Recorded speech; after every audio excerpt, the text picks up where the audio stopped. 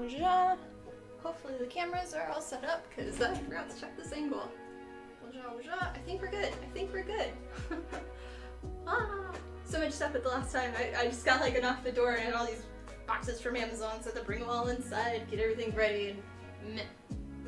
Too long.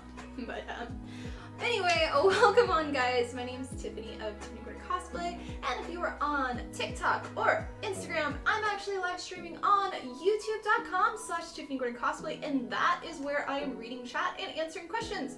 So if you want to say anything or ask questions, go to YouTube. For those that are on YouTube, hello. Hi Amy, hi Archage, Real, and anybody watching, lurking, or watching later, hello. If you are new to the channel, we'd love to have you as part of our cosplay building community, so subscribe to the channel here on YouTube. It is free, as well as don't forget to like the video while it is live. It helps with the YouTube algorithm. We do have quite a bit of new people to the community. We did hit, technically today, 26,000 on YouTube, so thank you so much for becoming part of the community here. I know a lot of people are coming from a specific video that hit 1 million, so thank you. If you are new, I am a professional costume and prop fabricator as well as educator here on YouTube. I do tons and tons of cosplay tutorials, as well as we do a weekly crafting stream where I just work live on whatever costume or prop that I am making at the time. Today is Lilith from Diablo 4. Specifically, we're going to be finishing up cutting out a bunch of parts that are on the ground for the wings, and then after that we're going to be moving to the shoulder pads.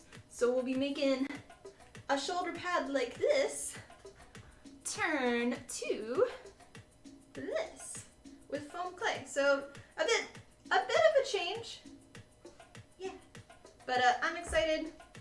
So that'll be later once we're done with the wings part that I'm cutting out. There's just so much stuff happening behind the scenes, so yeah. A few announcements. I am going to be a guest at SoonerCon, which is the last weekend of June, and it is in Oklahoma.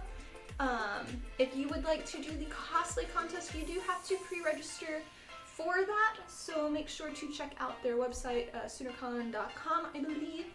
As well as, I helped write a book, and I'm very excited about it. I'll show you.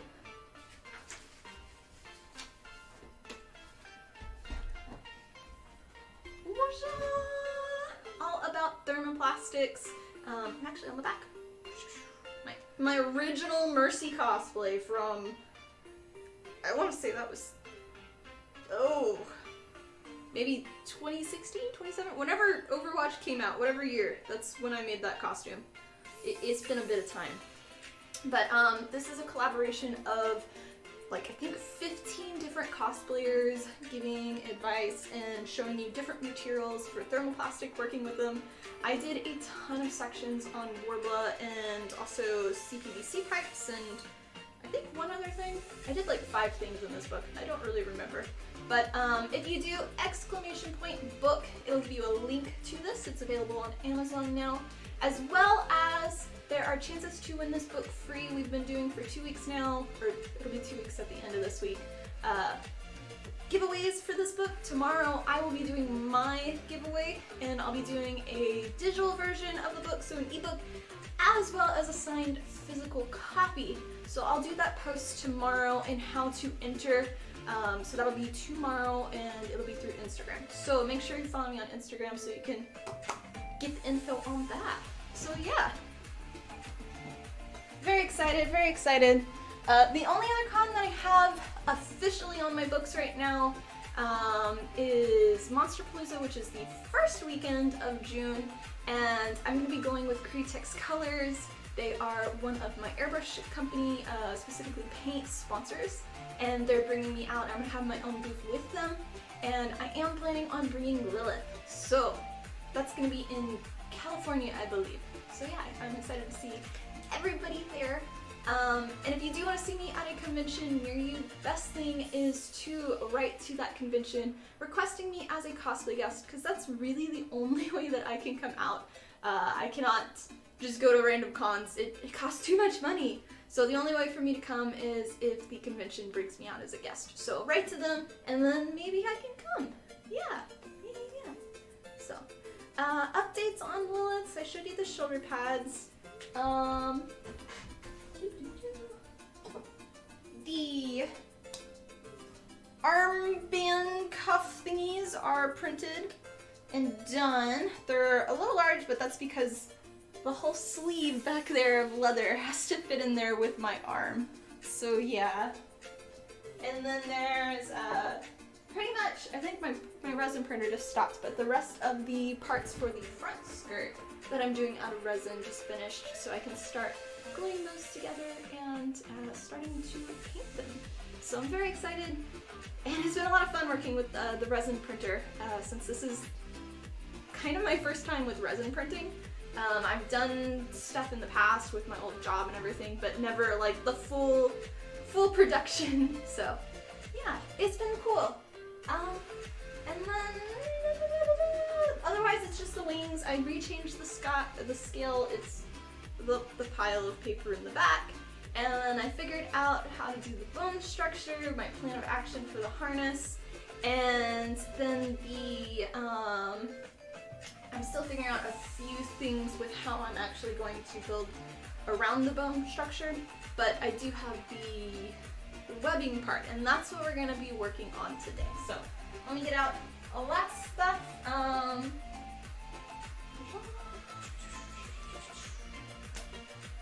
So flip over to this page. Cool. So this is actually latex. And I'm using a 2mm and a 3mm thickness of latex. The plan is to do, basically these are the 3mm, and there's going to be a 2mm that don't have the holes on here. There'll be holes in different sides, and then I'll glue them together, and then they'll be like attached to the wings. It's kind of hard to explain until I show y'all, but I'm going to try doing a tutorial on how I make the wings. Wings are a bit hard to do tutorials in general, just because there's so many parts that go into it, but for these I'm gonna try to. So yeah, but I'm excited for sure. They look funny right now though.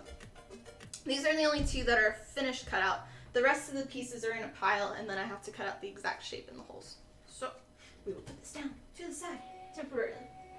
And let's see if I don't mess up the pile. There we go. So that's the rest of the pieces that we have to cut. So yeah. Let me get my scissors and I'll catch up on chat real quick. But yeah, hi everybody, welcome on.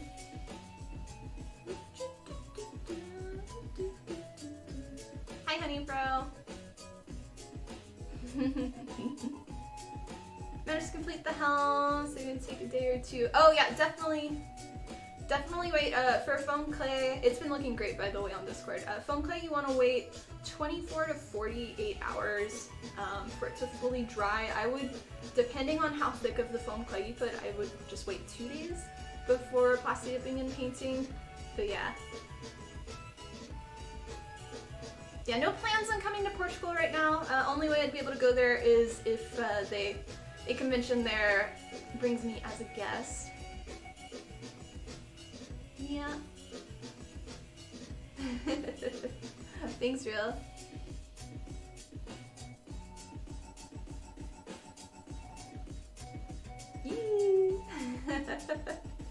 All right, let's go. Let's go. Okay. So the nice thing about this stuff, you might see the silver marks, but it all does rub off, but it rubs off onto each surface. But it's my same pin that I use for leather and my foam, so it comes off really easily. But this is the 2mm, so it's a lot thinner. And I have it where it's about 1/4 of an inch larger, where it's going to attach to the actual frame of the wings. So yeah. But it is a little annoying to cut because it since it's rubber, the scissors, they want to squeeze it and go in between. It doesn't want to do nice cuts fully. So I just got to be a little careful with that. And X-Acto knives do not really work. I'll use it for the holes to do a base cut, but it's a bit annoying. Let's see. Okay, you can kind of see it. There we go. So yeah, we'll cut out these, and then if I get tired of this, we'll move on to the foam clay. But ideally, I'd like to have all these pieces cut before moving to that, because foam clay can be a bit messy since you have to use water. And it's one of those things with foam clay, once you start it, you have to do proper care of it and keep it wet the whole time while you're working with it so it doesn't dry out.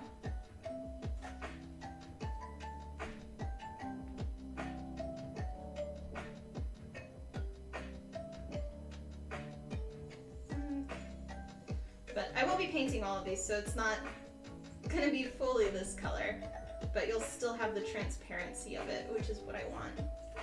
So it actually looks more like bat wings.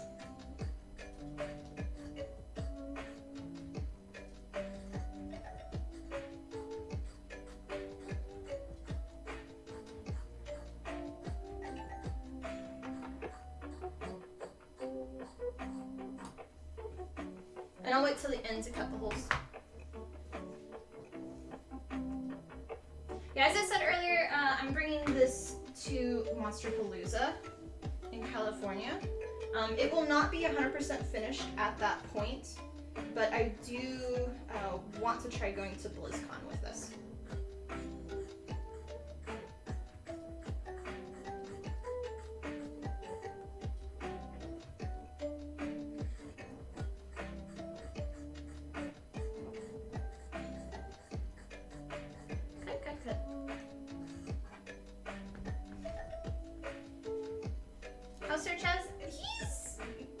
He's doing better than before, but he's still, like, today he's kind of not doing too well. Like, he's not wanting to eat too much today. But we had a really huge storm last night that, oh my gosh, the thunder was so loud, the whole house shook. And I wouldn't be surprised if he was scared from that. And then the mowers were here today. This is the first time that they've been here since we moved. And we don't have control of when they come. It's the landlord, I guess, calls them and is like, okay, you need to mow. But yeah. Which reminds me, we have baby bunnies now. Oh my gosh. It's so cool. So y'all know we have wild bunnies everywhere here. And the little baby ones come out. They're like this little big and they're so cute. And oh, I hope the mowers, like, didn't go over them or anything. I hope they're all okay. I haven't seen the bunnies today yet. But there is at least 5 large ones, and we've only seen 1 baby one so far, and that was just by luck, because it was in the flower bed. And I wouldn't even noticed it, because it was so small. And if you don't know, rabbits are my favorite animal.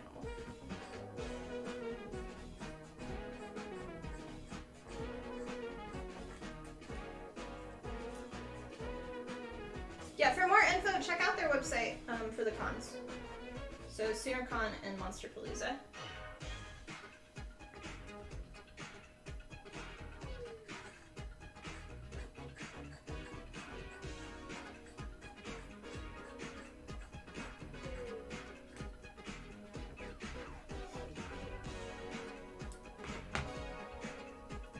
I'm doing okay. I've been really busy working on all of this. I did manage to have some time to myself yesterday, and I played some more of the Fabledon. They did another update, and I'm obsessed with the game. It's been nice to just have a break with it. So yeah. But on Friday is when I have my follow-up appointment. So if you don't know about a lot of my health stuff, I have 2 spots on my right ovary, and they're doing a follow-up ultrasound to see, hopefully they have gone away or gotten smaller, and I find out on Friday, so hopefully it is better. If not, I think I'm probably gonna have to go and get surgery, which nobody wants surgery. So, we'll see. I'm okay now, but we'll see. Maybe I won't be doing okay. I don't know. Yeah. Oh, and another thing. So, if y'all remember, it's been over 2 months now, if not 3, that I talked about getting credit card fraud, and it was at the same time that my bank, which is only in Texas, because it's a whole nother thing with me moving, at the same time I was upgrading my credit card limit, as well as the company decided that they were going to completely change everybody's credit card and debit card, and they were going to, I think what ended up happening is they changed who was in control of the cards or something.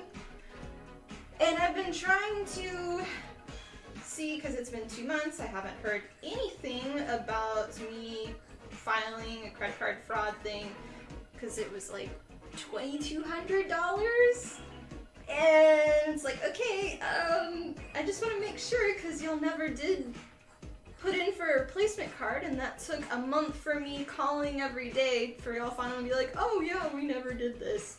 Derp derp. So I called 2 days ago. Another 2 hours of holding, going through person to person. They have that I made it, like, I told them about it. I didn't make a claim, I told them about it. And they, apparently never actually put in a credit card fraud thing. So yeah, that was a whole nightmare. But finally did a claim, and I should hopefully be getting money back in like 2 weeks now. Cross your fingers it's all taken care of, because this has been an absolute nightmare with like dealing with this. So, another reason I'm a little short on money. Which makes it difficult to go to cons. So yeah. But I'm really happy that that's kind of been resolved. And they've been working with me now one-on-one, like the head people, supervisors, because it's just been a whole shit show. So yeah. I cut my edge a little fluffy, so I need to make it a little better. There we go.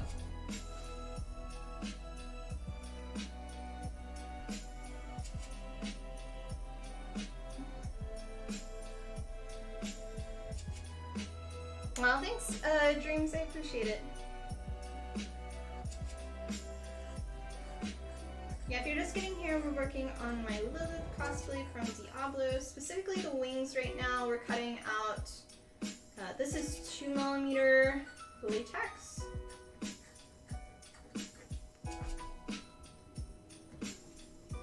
If I'm not in frame, just yell at me.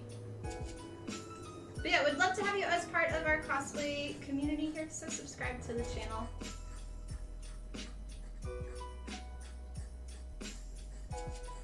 It's definitely a toasty, humid day from all of the rain.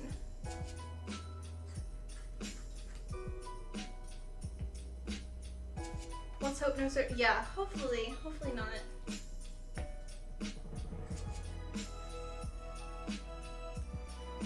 How's your projects coming along, Honeycrow? Have you started a new one?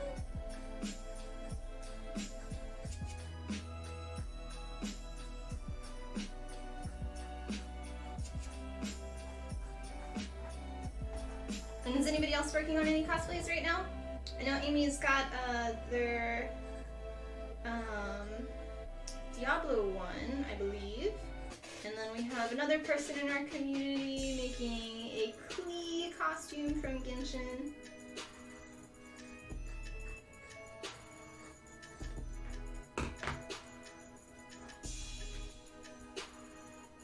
Ah. I never did count to see how many there were of these. But hopefully we can go pretty fast. The latex is interesting to work with. It's It has a slight powder on it, which I don't really like, but I'm sure I can wash it off. It's to help it not stick together. But it's definitely interesting.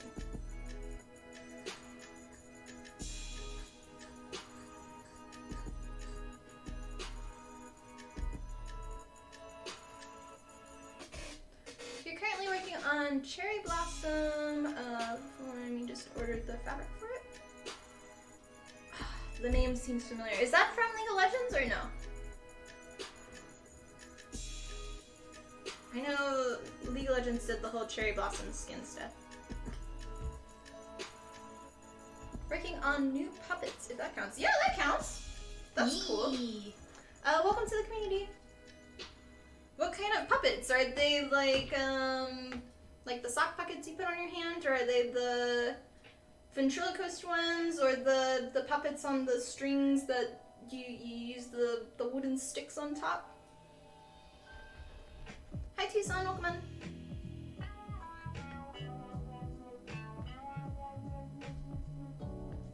Oh, and for those that are new, we do have an open Discord that anybody can join, as long as you're not a troll. And just do !Discord in YouTube chat, and it'll give you the link. And we have a few sections there if you'd like to share any of your work in progress cosplays, your finished cosplays, or other projects that you're working on. Yeah. Hi Jenny, welcome in. How are you?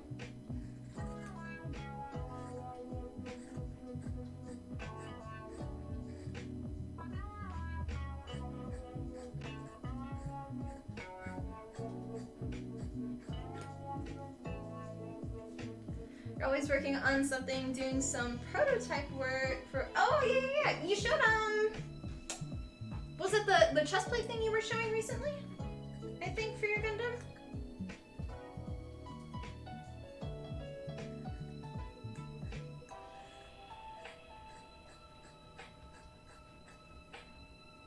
Did you ever end up sharing an actual picture of which Gundam you were doing in Discord? I don't remember. Or I guess that's me requesting you to put a picture of the reference thing. I'm terrible with all of the names for them.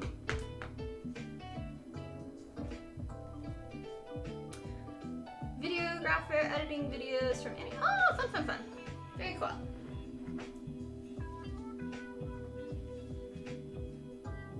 Eevee.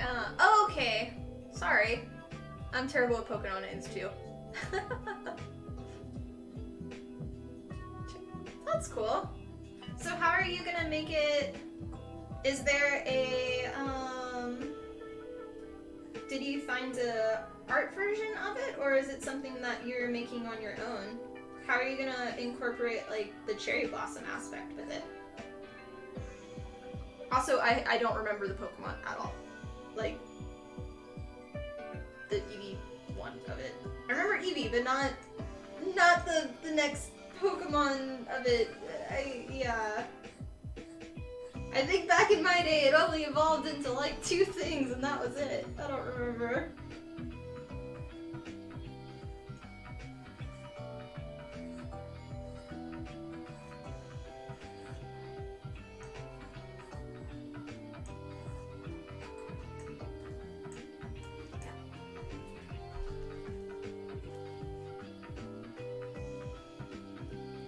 Yeah, but there are some issues with that version. Okay.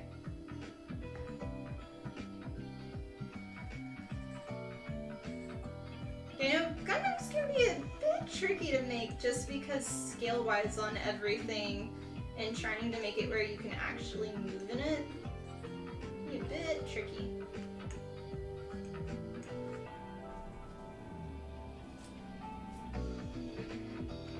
Just started DC Bombshell Supergirl.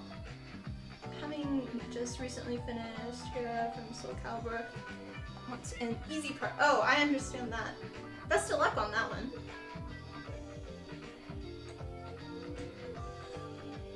Yeah, I like to do, typically I'll do like a difficult cosplay and then I'll be like, okay, time to do a costume that's only going to take me like less than a week and it'll be really easy.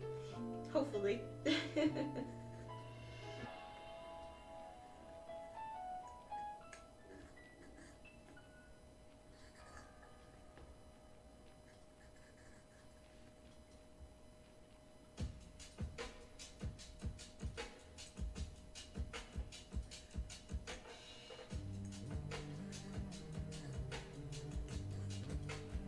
I'm gonna be so sick of cutting this stuff out. Ugh.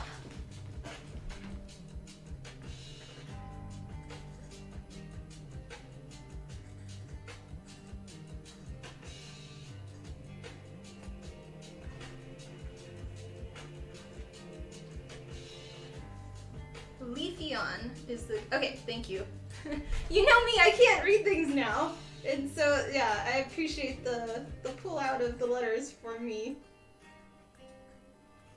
My, I'm skipping this word because I don't know how to say it. Grass evolution and beauty. It's your own interpretation. You'll add a pic to the Discord of what you finished. Okay, cool. Hi Cliff, welcome on. Thanks for helping with one of our decisions on Discord earlier.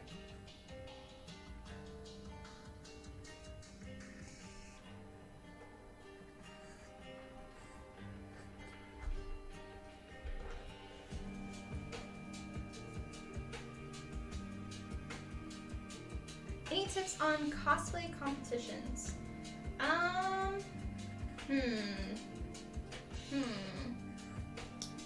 In our Discord, I actually just posted, somebody did a really good kind of, not necessarily an article, but a collaboration of a bunch of different cosplayers giving some advice.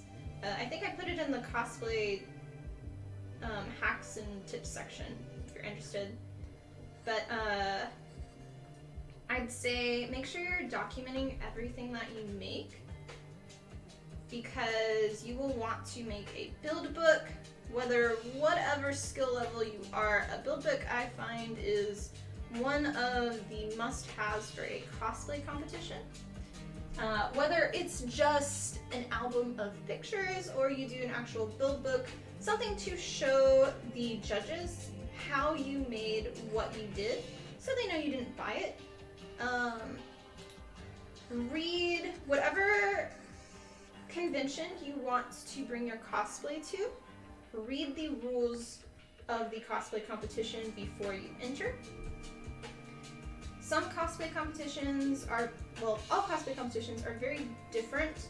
Some are where you are just wearing the costume and you're judged off of craftsmanship, and then you walk on stage, strike a pose, walk over, strike a pose, and then that's it, and you're judged based off of the craftsmanship. Some are solely a competition performance, and a lot of those don't judge off of craftsmanship, so if you're interested in that, there's those type of competitions. And some are a mix of both, so it's very important to know going in, are you having to do a performance, or are you just walking on and off the stage? Also, knowing a lot of competitions will have different categories or like skill levels, so there'll be like a journeyman, intermediate, and a master's class. But some are all just summed up in one category. Typically those are the smaller cons. So knowing that before you go in too. Because if you are a beginner cosplayer and you want to enter your first cosplay competition, you may not want to be entered in the same category as a master. Because most likely, unless you're just wanting to go and walk for fun, most likely you're not going to win if you're a beginner being put against a master. I don't like those competitions. I like them to be separated, but it just depends on the actual convention. Let's see, what else?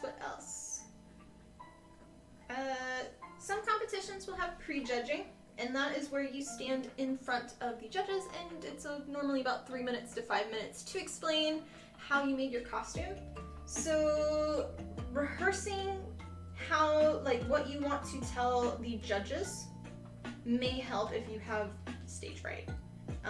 or are intimidated by the judges. I know when I first started cosplaying and doing competitions, that was like, I'm terrible at talking, and I'm just like, I don't know what to say.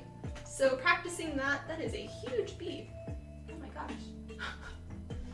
Outside the window, not inside. Oh, also with more on the rules and reading the cosplay competition, some of them require a certain amount to be made to enter. So some competitions you only have to make 20% of your costume. Some of them you have to make 80%. Some of them there's restrictions on how large your costume can be. Some of them, like, you can't have more than 6 feet across or 8 feet. Some of them are limited on what materials you can use in your costume. Or, like, 3D modeling is a big issue right now of if you bought somebody else's CAD and you just assembled it, some competitions won't accept that. And I actually kind of agree with that if your full costume is just fully bought and you just 3D printed. But others, if you 3D modeled it and assembled it, like the whole thing, then that's okay. If there's small aspects, so like just like an arm piece, that's fine too. But not if you're doing a full Iron Man suit, and because I've seen those too, you're basically just buying a kit and assembling it together. Sorry, that's another conversation. Spam call, go away. But yeah. So, I don't know, did that help? If you have specifics on anything, feel free to ask too. There we go. I went on a little bit of a rant. Sorry. Happy to help. Also laundry. Okay, all good. Yeah, I think, oh, I know you shared the costume. Is that are you the person in Discord that showed the 3/4 image? Or is that somebody else? I don't remember. I'm terrible with names.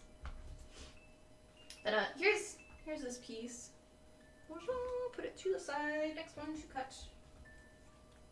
Yeah, okay. Okay. I'm like trying to picture, I can remember some images and then I just don't always put a face to the image, so. What are your thoughts on sandbagging a cosplay? You've seen that recently when someone wins a convention and they take theirs. I frown upon that.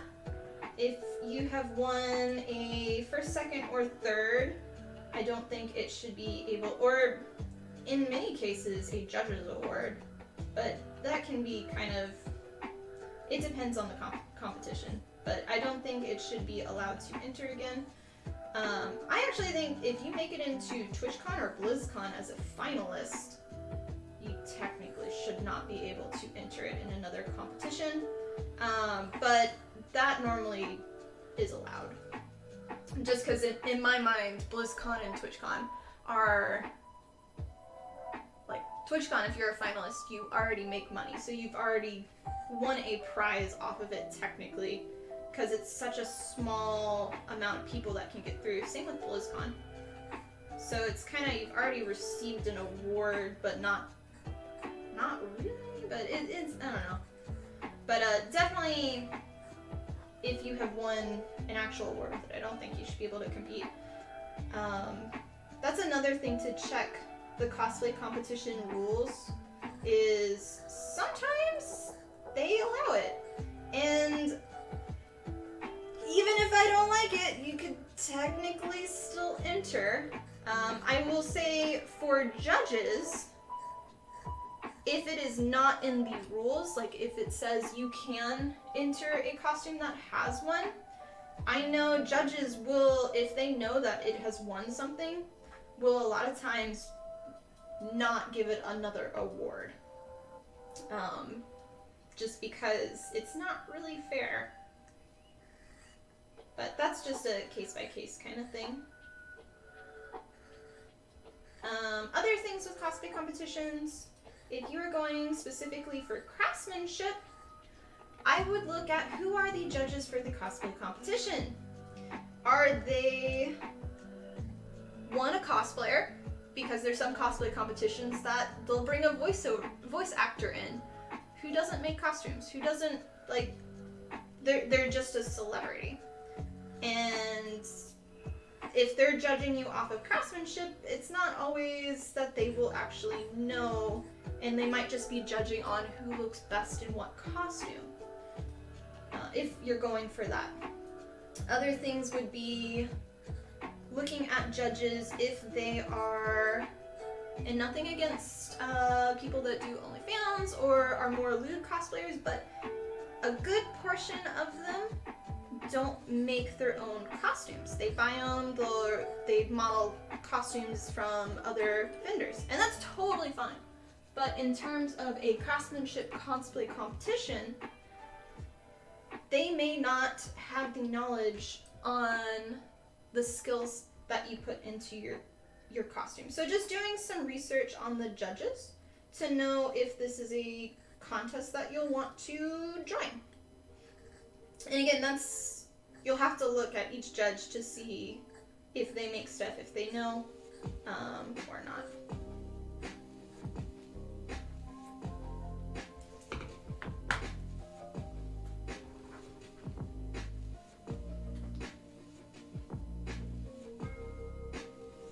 How does everyone here feel about being the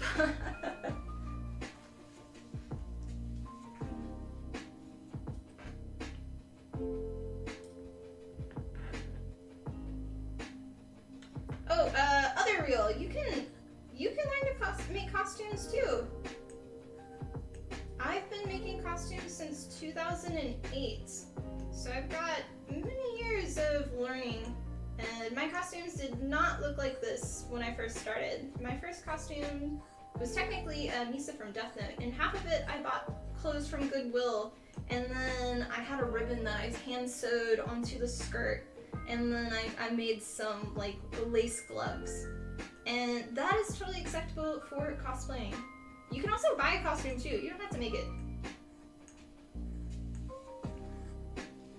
But my first stuff I hand sewed. I didn't have a sewing machine when I first made my first 2 or 3 costumes, I think. And then I also, for the longest time, used cardboard for a lot of props. Originally, I made all of my stuff out of Sculpting, which, like, there wasn't EVA foam back in the day. There wasn't, like, Warble wasn't really a big material back then. And Sculpting was this clay that you kind of shaped to what you wanted, and then you put it in the oven and baked it. And it was technically a little brittle and broke. So we all start somewhere, and you can work with whatever budget you have. You don't need expensive tools to make costumes. They do help, but you don't need them.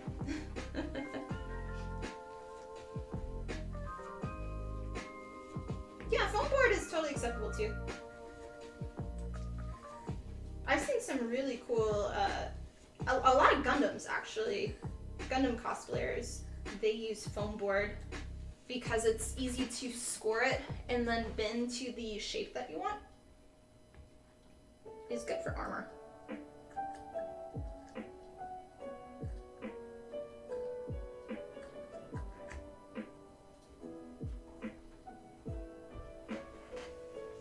Good advice, never thought to research the judges? Yeah.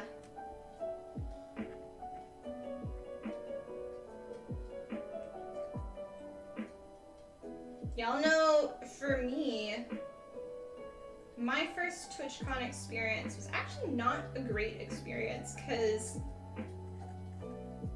only like 2 of the 3 judges made costumes and understood.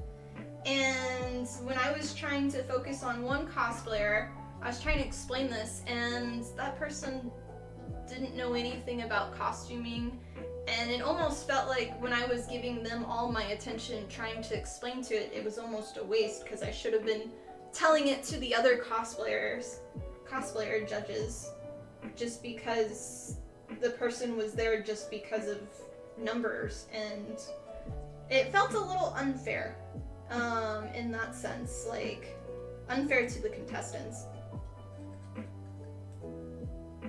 And I would hate for other people to kind of feel that way too.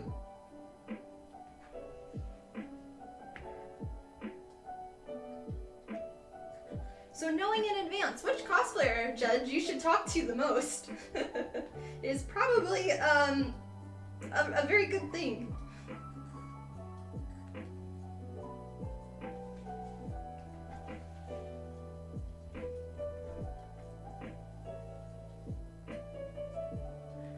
Your first cosplay was awful, but you got better. Oh yeah, yeah. That's like the story of everybody. But you have those memories of the first one, and it's for me. I did. I think 2018 was my 10-year cosplay anniversary, and that year I made my Ariel from Diablo, and putting that aside. Real, thank you for the $5 donation. I appreciate it. Much love. Speaking of tools, here's some for the dumpster, I mean laser cutter. I appreciate that. What was I saying? I totally lost my train of thought. Oh, yeah. So, putting my first cosplay I made next to, like, my most recent one was just, like, a huge, like, kind of boost and encouragement of like, oh look how far I've come, and yeah, it was good.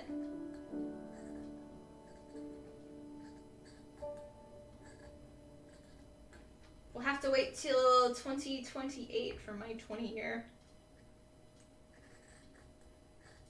Hopefully I will have made something just as good.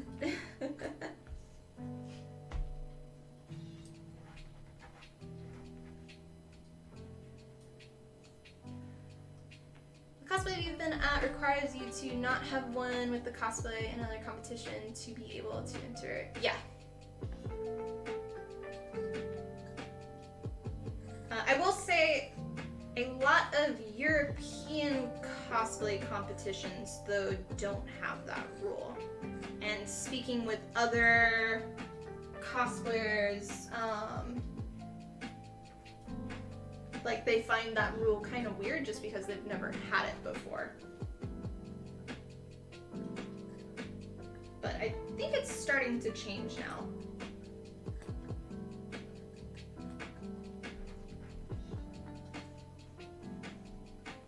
You cosplayed Sakura.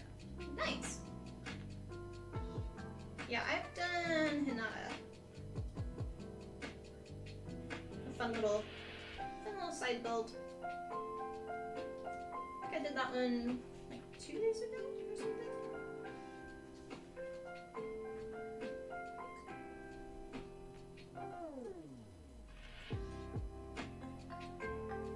How are we doing? Okay, we still have a lot to cut. I don't want to spend all day cutting these though.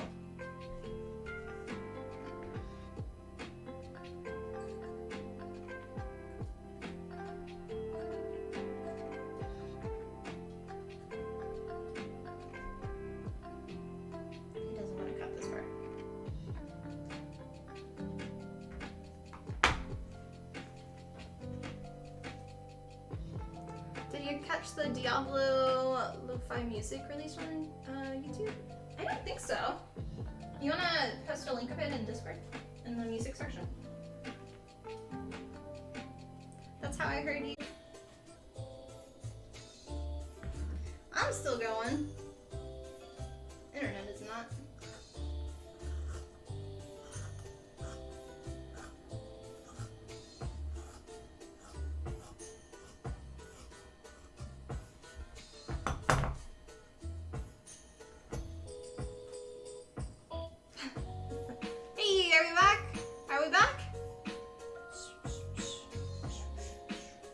Nope. Celebrated too soon.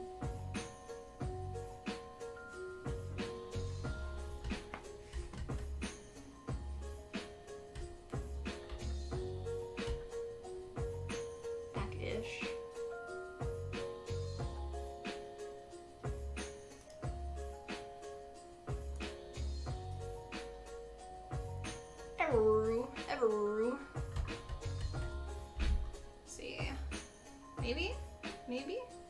I'm gonna go turn off the computer in the living room just so nothing else is bugging it. I'll flip to this one.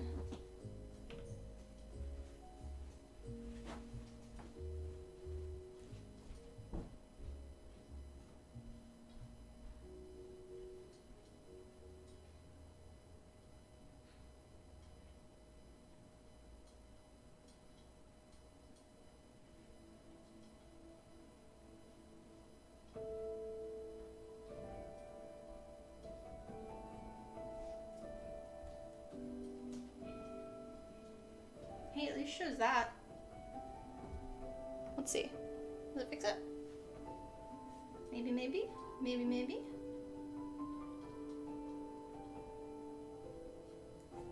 Yee! Welcome to the community. Maybe the button will change. Maybe, maybe. It says excellent connection. Yes, excellent.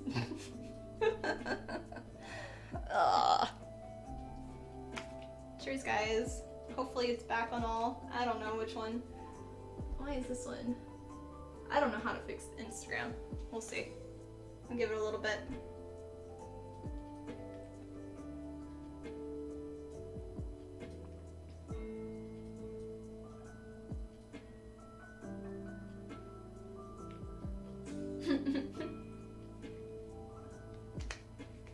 Seems fixed? Okay. Welcome to the community. Yeah. Yeah. Let me see if I can fix these now. TikTok's going.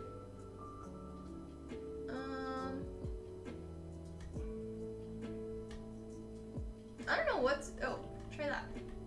Hey, that works on that one. Okay, I think we're good on all platforms now again. Maybe, maybe. Maybe, maybe. Yeah, we had huge storms last night, and it's stormy in the area. It's not raining right now, but it's definitely, I think some stuff got knocked or whatnot. So it'll probably come and go a little bit more today.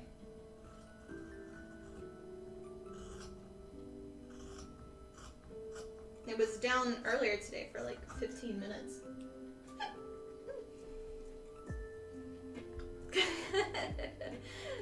And so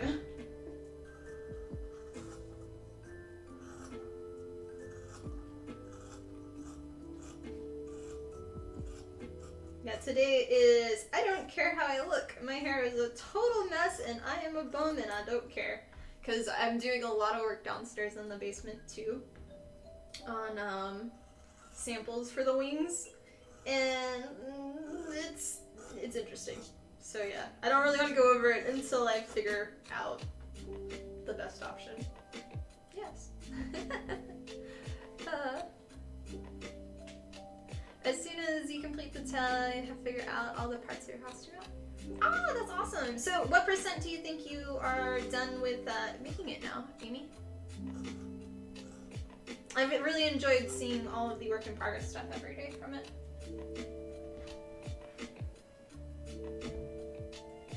Yeah, did you like the stream already? If not, what are you doing while she was frozen? Nah, if you're new to the community, I'd love to have you here as part of our cosplay building community, so subscribe to the channel. It is free. As well as don't forget to like the video. It helps with the YouTube algorithm. And for those that are on TikTok and Instagram, I'm actually live streaming on youtube.com/TiffanyGordonCosplay, and that is where I am reading chat. And today we're working on my Diablo costume my Lilith costume from Diablo. And currently I'm cutting out the latex for the wings, and then we will be working on the shoulder pads later. Because I'm definitely going to want to break from cutting all of this. So we'll probably go another, I'd say another 30 minutes of cutting things maybe. And then after that we'll go to the shoulder pads. So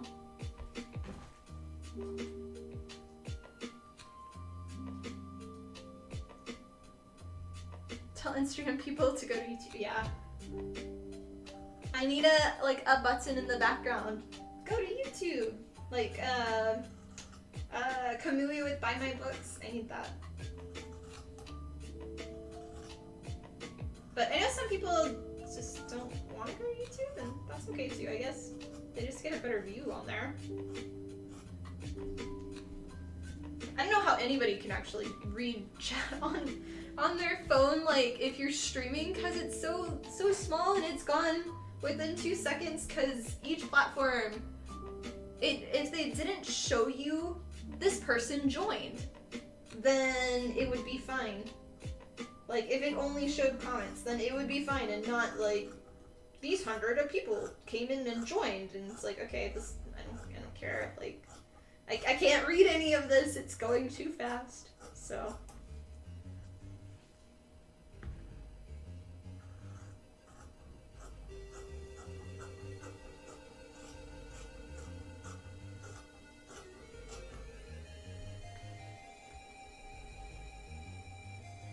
You subscribed because you're a cosplayer too. Oh, thanks.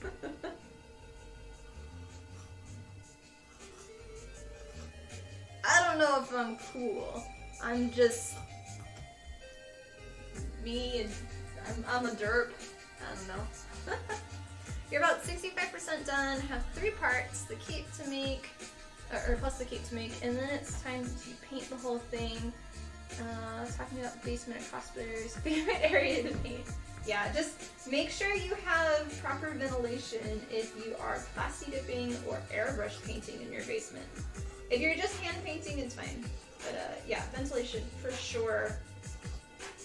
And a respirator too, if you're having to vent. I assume all basements have windows, but I don't really know. This is my only basement. Actually, no. I've been in 2 basements now. Mine and then my friend Kendra's, when she had her party, and I got to go in there, and it was cool because I'd never been in other basements. So.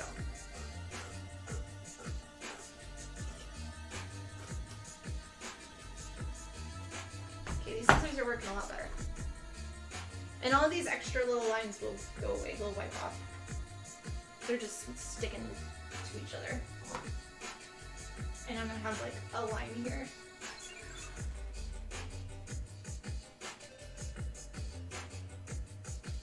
Yee! I'm not gonna talk about what annoys me about cosplayers. I'd like to keep this a little more positive here. But I'll say what annoys me: not giving credit. Yeah.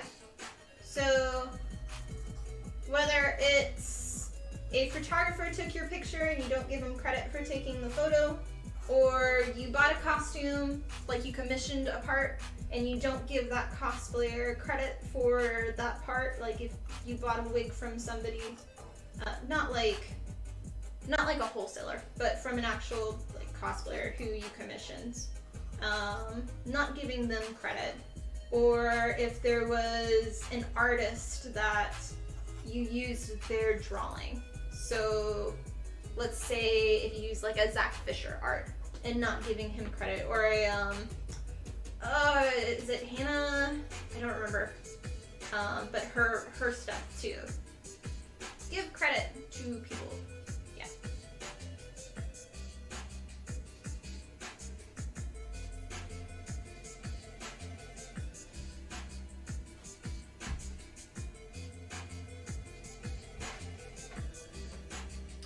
You changed some LEDs and now it's like 200 instead of 160, and you hope you can hide the cable wires. Yeah. I would recommend also, because you're doing a lot of foam clay and a lot of lights, put it on your head before you start painting it, to make sure you don't have to add parts around the head to stay on, or have like options of how you're going to attach it, or with the weight. Just because it can add up. And for me, when I get heavy head pieces from armor, or if it does a certain pressure point because you have to put a battery there, you don't want to get a headache from it. So try it out before painting. So if you have to change anything, you can still change it. My World of Warcraft armor set, the Radiant Lightbringer one, The helmet fits nicely, but because I have the floating crown, I actually have 2 acrylic rods that come down, and the 3D printed part to hold them in place that's hidden actually pushes into my head and leaves dents, and it hurts and gives a headache after a while. So I'd hate for that to be something that happens with you too.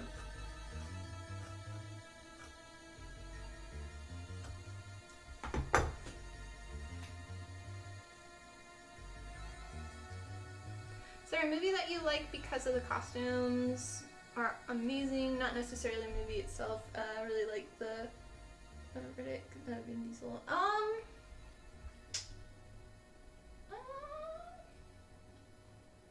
I'm really into historical, like not necessarily movies, but historical TV. So Versailles, the Tudors, what was the Pope called? With Lucrezia and Cesare. Cesare was named after one of my shows.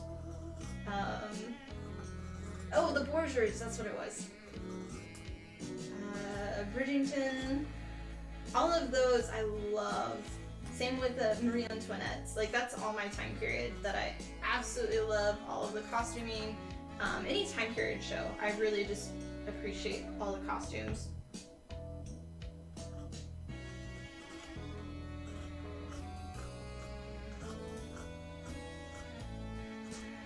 But I'd say if I don't like the show, the costumes won't keep me watching it. I'll appreciate it, and I'll look up images and stuff, but I won't keep watching the show though. Yeah. I'm a wee bit behind.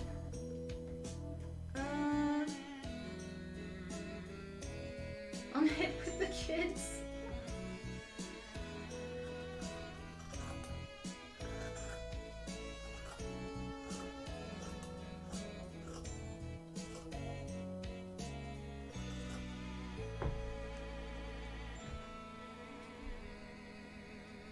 You have both Venom masks, prefer to paint outside of the weather laws. Okay, well that's good.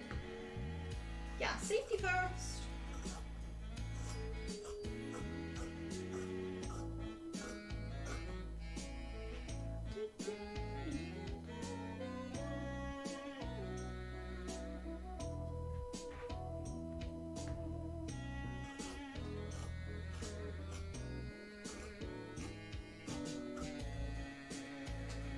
Hannah, yeah, that's Alexander.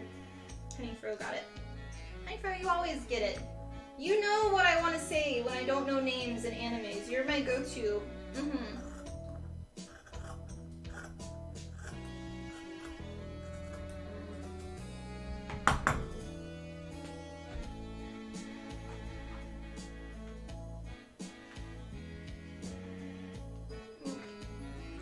We're now in the 3mm, by the way. So, this one's 3 and this one's 2. So to kind of give you, I don't know if you'll be able to tell very much. This one definitely weighs more though, but.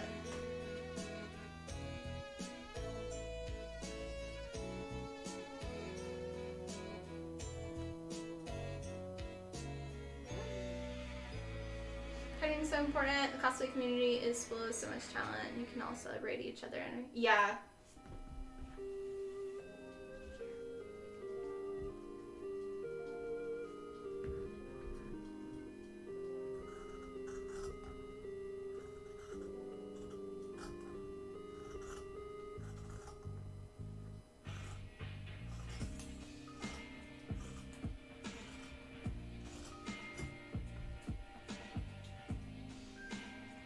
Time to head back to class. See you later. Thanks for stopping by, Tucson, and have a great day at class.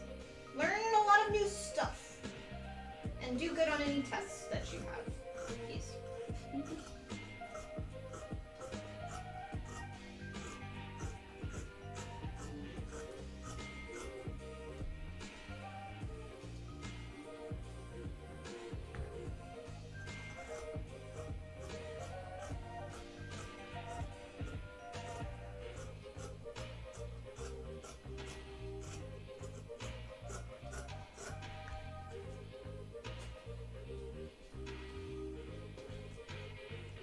having them all in a belt and tuck them away as much as possible. I'm not sure if putting it inside the helm is doable, but you can think about it. Nice tip, battery boxes are quite big.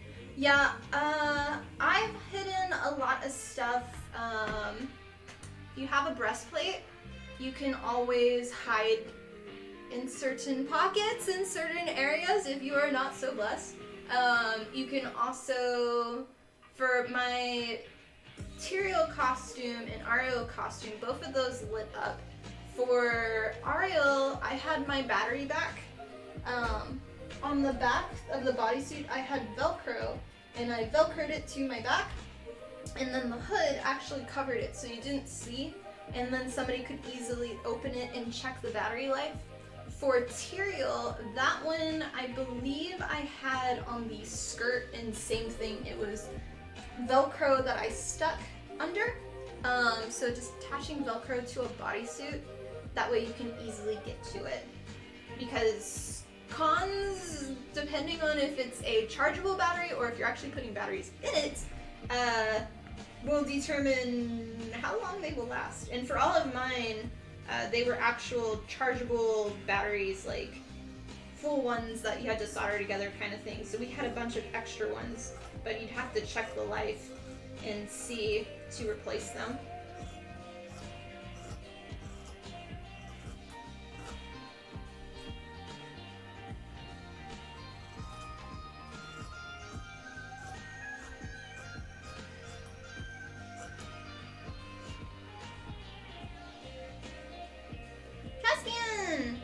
Today.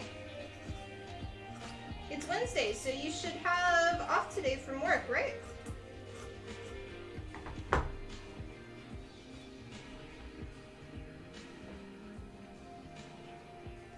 Hi, just saw some of your videos and also I'm gonna subscribe. Love your costumes, keep the good work. Oh, well, thank you so much, Floor. And welcome to the community.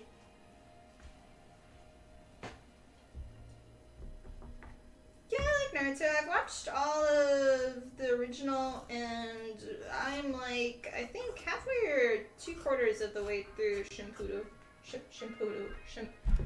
I can't say that. However you say it. Shippuden, whatever.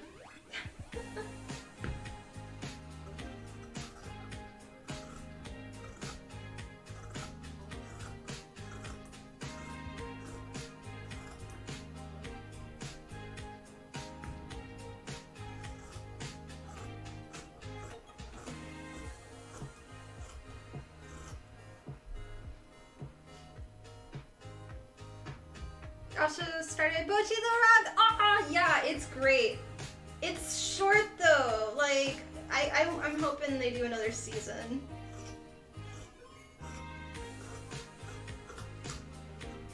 Yeah, I'm rewatching Konosuba again because it was just so good. I'm also watching the new Konosuba that's specifically on Megumin as a kid, and then. There's a new one I started watching. It only has 3 out. It's like a mix of Demon Slayer,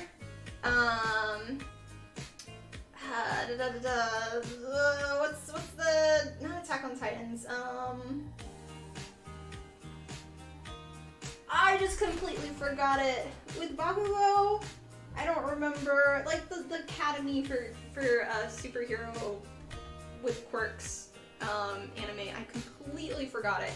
But it's like a mix of those, like literally the characters, the same characters are in this show, and they sound exactly the same, the Japanese voice actors, and they look the same, but it's like the concept of the main character is like, he can't die, and he's in trouble, and basically he has to go with all of these other committed criminals to another kind of world of creepy monsters that if you get bit by them, you turn into basically from The Last of Us, like the fungi critters. And there are these messed up monsters. I don't remember what it's called. I think it's something wall. Yeah, Hero Academy, thank you, that one. But I think it's like something wall. I don't remember. It's okay so far. The first 3 episodes are still, we're trying to teach you everything, so I'm hoping it starts to pick up, but it's definitely heavily samurai killing in blood. And somebody had a lot of interesting ideas of what these half insect, half people critters are. Like these huge monsters with like feet coming out of their eyes, and like their mouth is like nothing but fingers, and like centipedes of like half bug, half people critter. They're creepy. Yeah. More creepy than my the Bunny Mafia one that I did.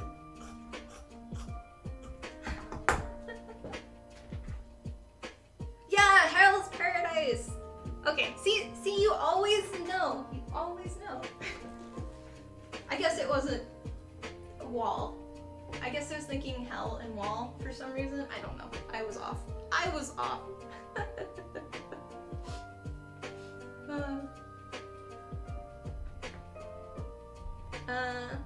Latex difficult to work with. I've never used it. This is my first time working with it. It is... So drawing a pattern on it, lines do not show up. Whether it is a Sharpie pen, I didn't want to do an actual Sharpie. I wanted one that would come off, but Sharpie pen would not stay. Pencil would not stay. This is my special pen from Tandy Leather. It's specifically for leather, and it wipes off. And it wipes off of this. It does stick together.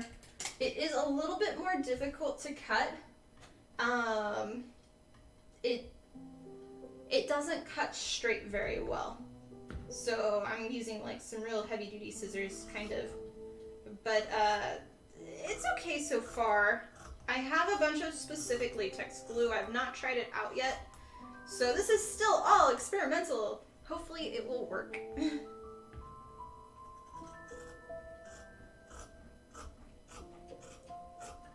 But yeah, I also have not done any tests on it for painting, so we'll see. I have watched a few videos though with making clothing out of this, so I have some general knowledge. But that's why I'm not really explaining too much with this stuff, because I want to make sure whatever advice I give with it actually works. And whatever downfalls I find from it, I can share later.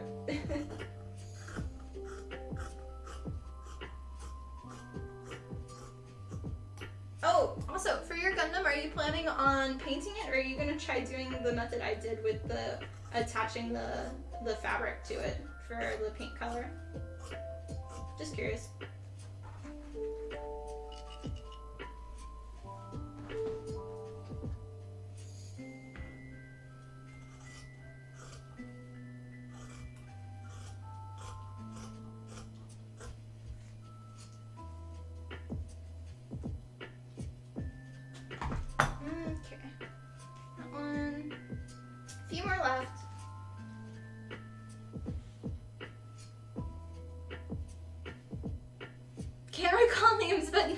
Work schedules. Yes, because that's numbers. I'm good with numbers. I'm not very good with letters and words of people and things.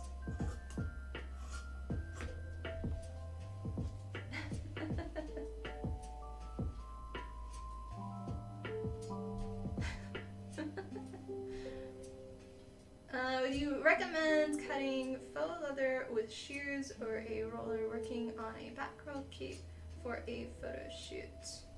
I mean, you can cut it out with scissors too, but it depends on how sharp your cutting devices are. I don't typically work too much with faux leather. I use real leather most of the time, so I'm not very good at that advice. I will recommend if you're doing like a rotary tool though, make sure that your cutting mat doesn't have any dinks in it, because that is a lot of times, it's not actually your rotary tool that has defects in it. If it's not fully cutting a straight line, it's typically your cutting mat. But it could be both. So. Yeah, I'd be curious on your thoughts on the Hell's Paradise too.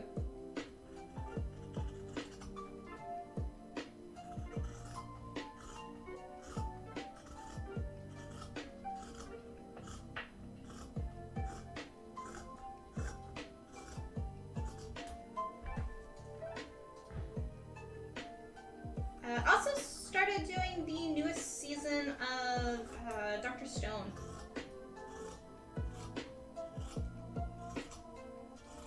And so far I'm not a big fan of it. But it may be because I watched the original in English, just because I was binging it while I made cosplays. So I don't know if it's like I don't like the VA. I don't know. We'll see.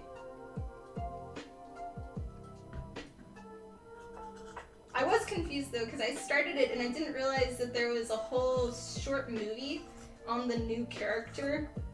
And it's like, who's this guy? What? I feel like I missed something.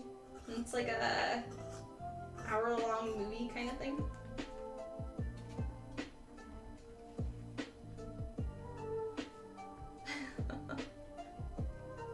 Yep. Gonna go airbrush paint. Have fun.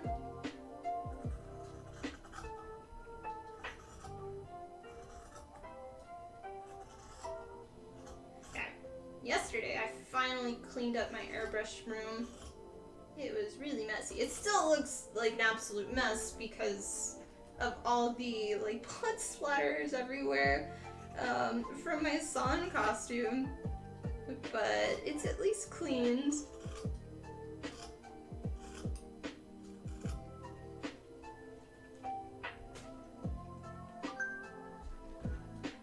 Appointment reminder, yes. I remember. So happy to see you stream live. Normally you catch the replay. Great background video while crafting props, puppets, and costumes. We'll catch the rest of stream later. Oh, well, thanks for stopping by, Snacks and Friends. Happy you were able to catch a live stream instead of one of the replay ones. But best of luck the rest of your day making all of your puppets and everything. And hopefully I'll stream on my normal schedule, but it's kind of been like Tuesday, Wednesday, or Thursday instead of my normal Tuesday. So we'll see.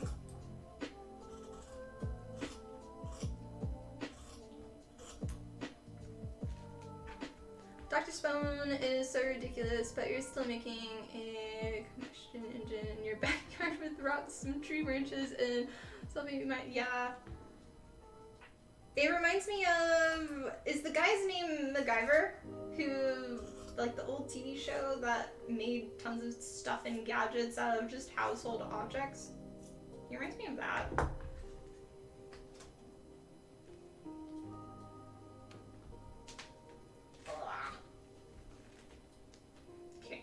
Wanted to be cut first.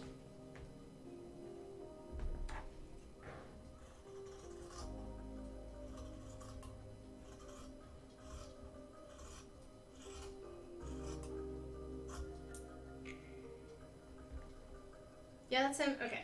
Hey, I remembered a name.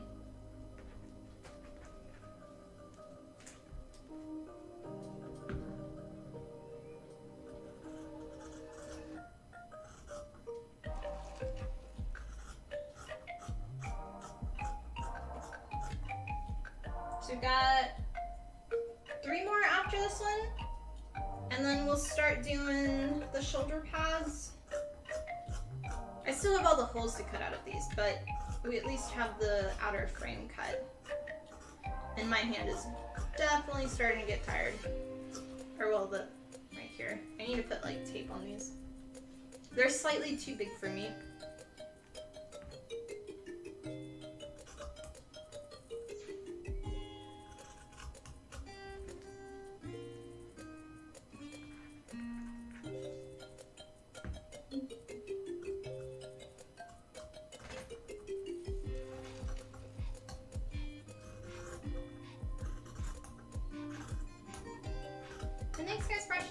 are enjoying today's stream. If you're new to the community, we'd love to have you here. So subscribe to the channel and don't forget to like the video while it's live. It helps with the YouTube algorithm. For those that are on TikTok or on Instagram, I'm actually live streaming on youtube.com/TiffanyCosplay, and that is where I'm reading chat and answering questions. So I'll go over there. It's free.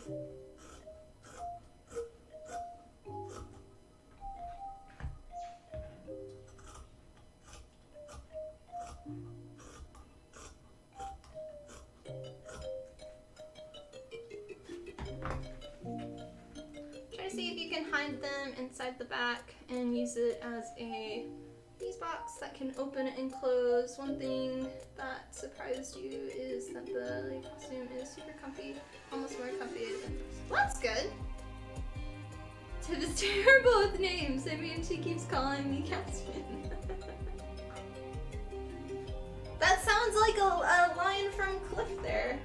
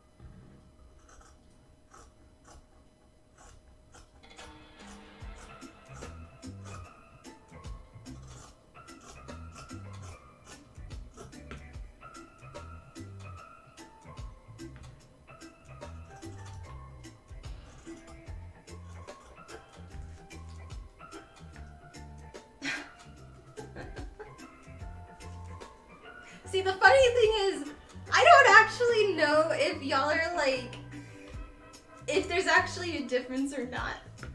And I know it's like an ongoing joke, but I still just don't fully know if I'm saying it correctly or if y'all are just like teasing me.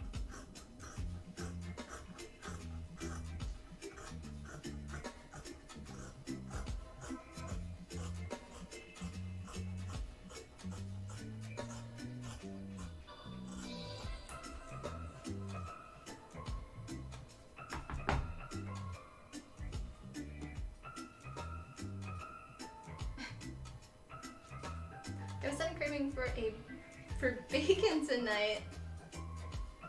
Interesting.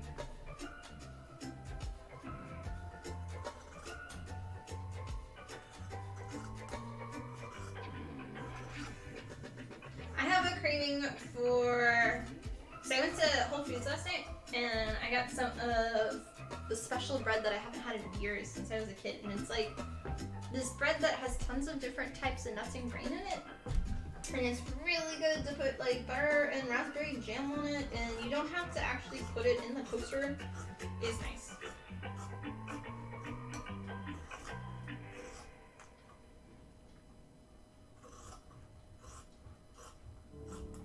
That and grapefruit. The only place here in Nebraska that I've been able to find good fruit and veggies is Whole Foods. All the other grocery stores here, they're very sad and gross. Like, it looks like they've been sitting out for a week and they're only gonna last maybe the rest of the night. Produce-wise, like, nothing compares to H-E-B, is it? H-E-B was the Texas grocery store.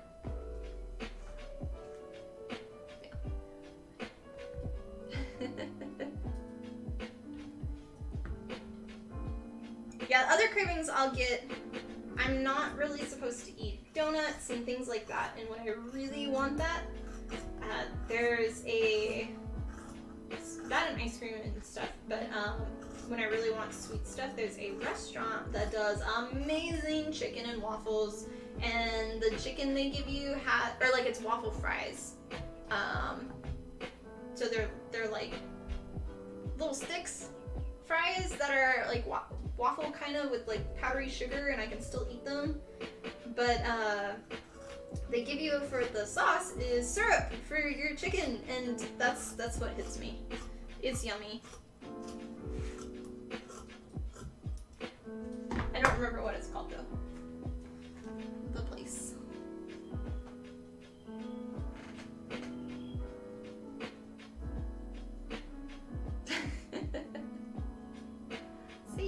enter a cosplay contest with a character from a book series. How do you depict that to the judges when there is only fan art and nothing official? Do you make your own fan art? You can go about it different ways. I would say in general, it's always best to have some type of a sketch. So typically, if you are bringing to life some character from a book, most likely you're going to draw a concept of what you kind of want to do.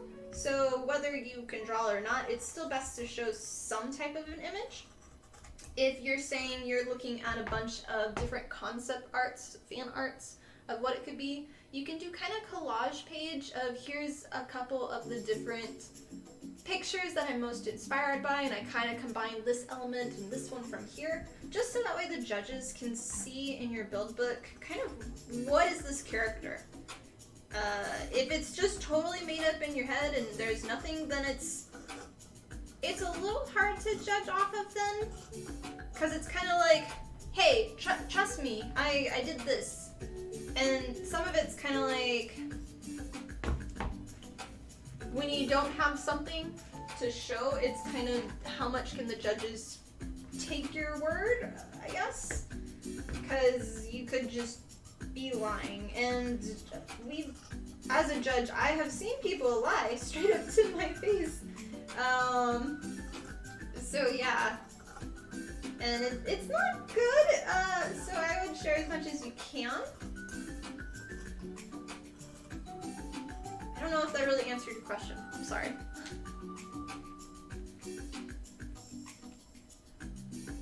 Can't grow anything through the snow. Yeah.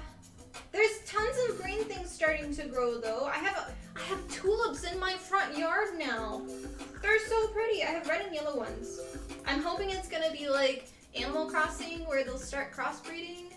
And we'll get different types. I don't know if that's actually like a thing or not. And then there's these, they're not cherry blossom trees, but there's tons of trees everywhere with these beautiful white flowers, and they're not small trees. They're like full on, they look like oak trees. And I'm so confused because I've never seen big, huge trees flower, and it's been really pretty. I'm just not used to so much green. I'm used to, here's a week of spring. Now everything's turning brown again and dying, and everything just is still growing. You can have an actual garden here. It's weird. Very weird.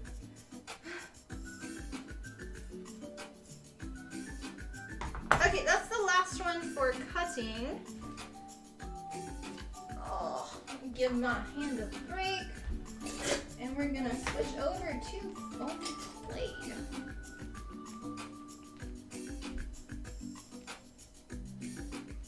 HED for the win! I always have really nice fresh food. Most stores are great here compared when you visit the UK at Christmas.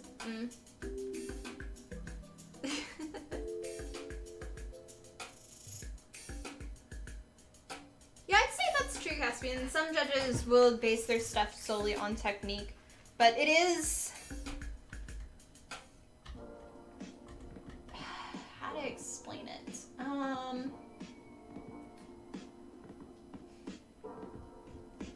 It's one of those where you can judge somebody off of craftsmanship, but if they're hiding, like if you aren't showing really a reference image or you kind of skip that, sometimes it comes across as,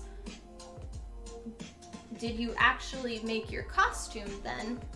So that's when a build book helps to show here's the process.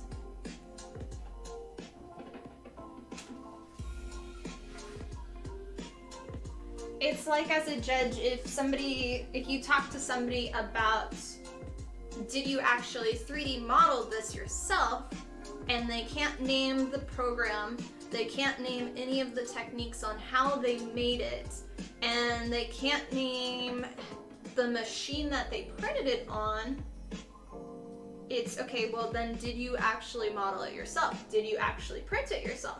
So that's where that kind of comes into play. I don't know if that makes sense. All right. I'm gonna real quickly go and wash my hands, use the restroom, and then we will come back and we will start on this. So yes, I'll be back momentarily. Thank you for watching.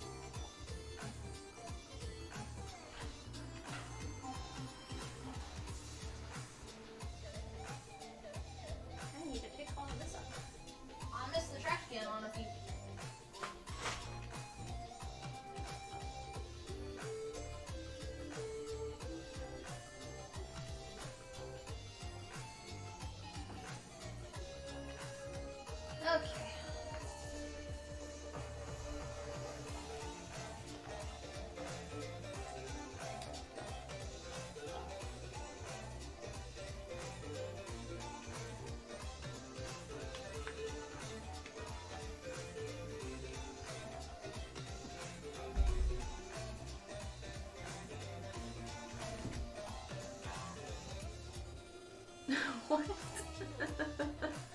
I'm crazy. Okay, so now we're going to be doing some shoulder pads and the foam clay. So this is, last time we cut out all of these pieces, and basically it's 2 pieces glued together, same with the frame. The frame I actually, for the top part, kind of wish I hadn't put it there because it's just in the way. And then the spikes I had 3D modeled and printed with my resin printer, and then they're just all kind of glued together with some caps too. And then I already did an initial foam clay around them. From that, we will be covering them and doing this all out of foam clay. So yeah, reason I stopped on this, I ran out of foam clay. And we're going to be using a different type of foam clay, and hopefully it will work. All of this foam clay was from TNT Cosplay Supply, and they don't sell it anymore. So we're going off of Amazon, and we're trying out this one. I have not used it yet, so I can't recommend it. I don't know if it's good, I don't know if it's bad. But we will see, and I was able to get it here quickly, so that way, if I need it for other stuff and I run out, I can at least get it and not have to wait like a month. So yeah, but I'm pretty happy with it. The idea is to make it, like when I was carving all of this, the idea was elephant skin, and also from The Last of Us, the fungi critters is kind of how I did a combination of doing all of these like carving pieces, making it feel like it's ripped out, and these are a bunch of like the knuckle parts is kind of what I was going for. Knuckle bone, kind of a mixture. So we're gonna attempt to do that onto this piece. So that's basically simply them. So yeah. I know, Foam Clay Squad, unite! Eee! I've worked so much with it lately, and it's your favorite material. Yeah, I don't like I like being able to sculpt it, but I know there's a lot of downfalls with working with foam clay. Any bendable part, it's very dangerous because foam clay is brittle and it will crack. So you have to be very careful with it. I always recommend doing plasti dip at least 3 on both sides, so that way it's fully coated and to help protect it more. But yeah, and then also with foam clay, so you do have to keep it constantly wet. So with your bucket, to keep it last longer, always put a little bit of water in it, keep it moistured. If you're not finished working with a piece, I will put them in a Ziploc baggie, put some water in it, and this will help it stay moist and last longer. I'd be cautious with putting paper towels over it. If you've ever worked with actual clay, typically you'll do that. If you do that, it's too much moisture and it'll actually cause all of your lines. Like if you have generic shapes, it's fine, but if you have detail shapes, the paper towel with extra water will actually cause it to kind of squish down and will cause it to be too wet. So it's a fine balance working back and forth with this material. But it can give you really great results, but it can also, if you haven't worked with it too much, there are definitely some downsizes with it. So, yeah.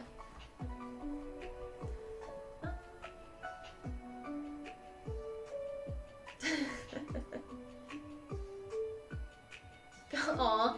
No, TNT's having a hard time. After COVID, they were hard to stay in business.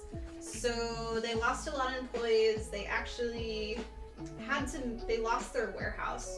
So there's a lot of, I'm curious. Just rip that off. They're going through a lot of hard times, so I know they got rid of a bunch of stuff, and that unfortunately was one of them. Okay, I am curious with this, on how they have it.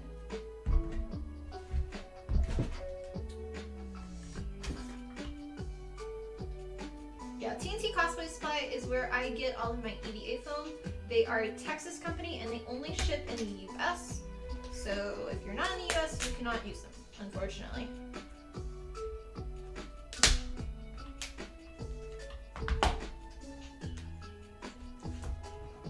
I want to see how they actually close this thing.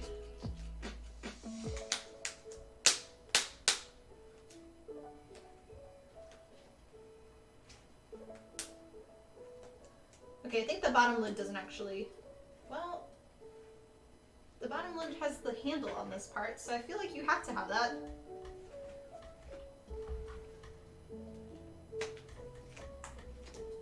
The jar is kind of perfect.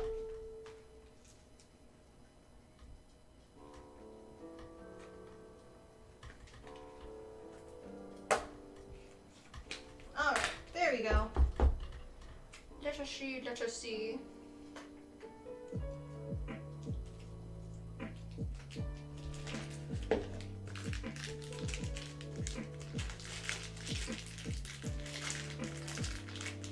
Yeah. Flex bond for it. Yeah, flex bond can work.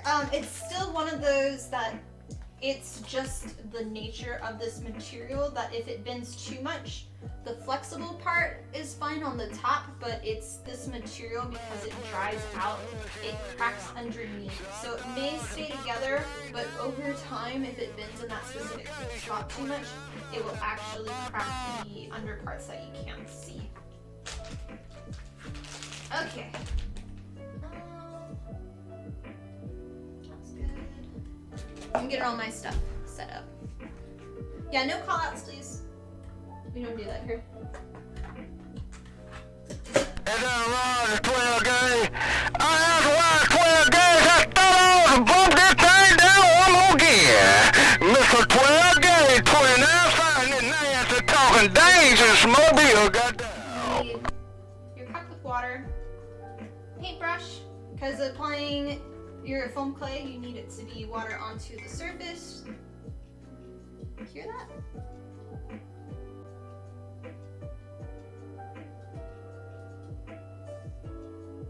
Do what, wizard? So here's one of my clay working tools, and then this side's the point. I just don't like that being close to my eyeball. So yeah. And then I've got some other ones, but we'll use those later. Something's coming through my audio?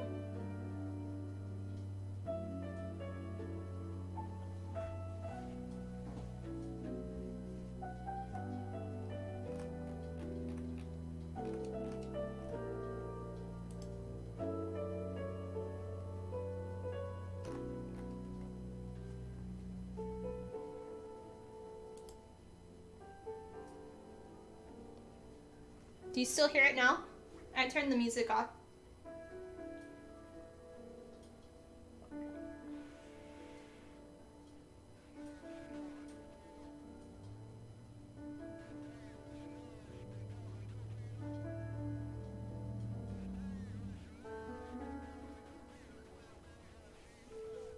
Let me turn it off on this side too.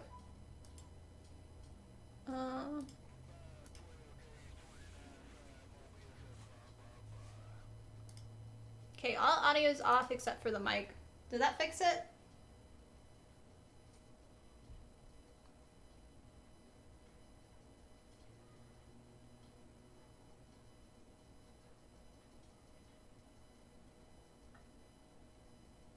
Oh, if you're hearing kids, there's a playground right next to me, so that could be it.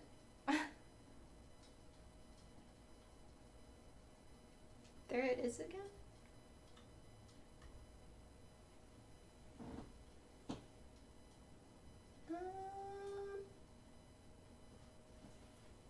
He clipped it? Let me see.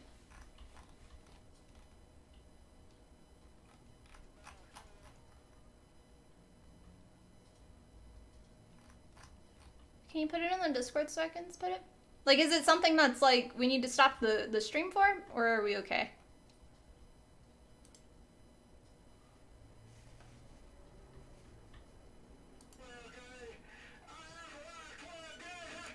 What the hell?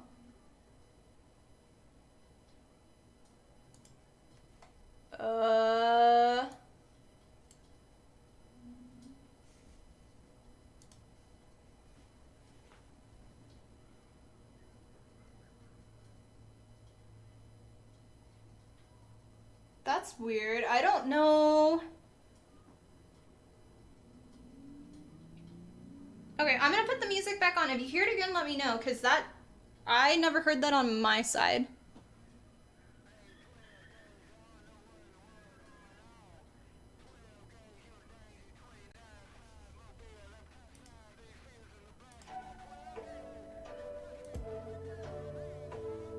Weird.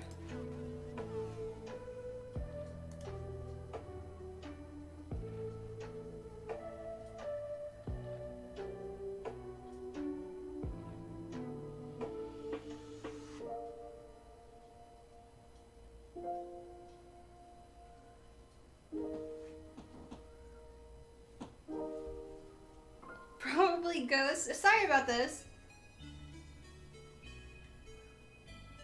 It's back.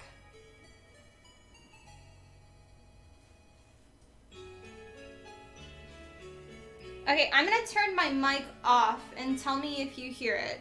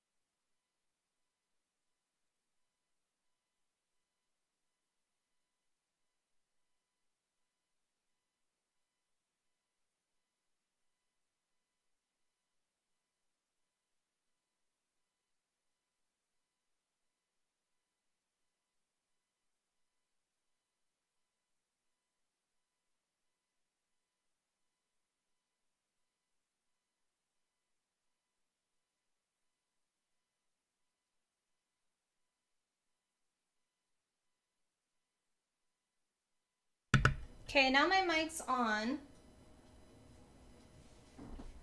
Nothing in the house is on. I don't know.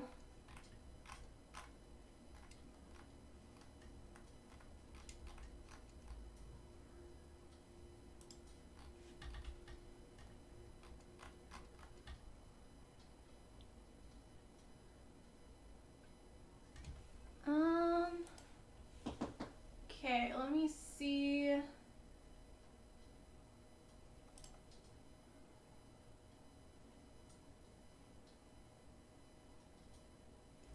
Maybe. I'm gonna turn off my mic then and reconnect it.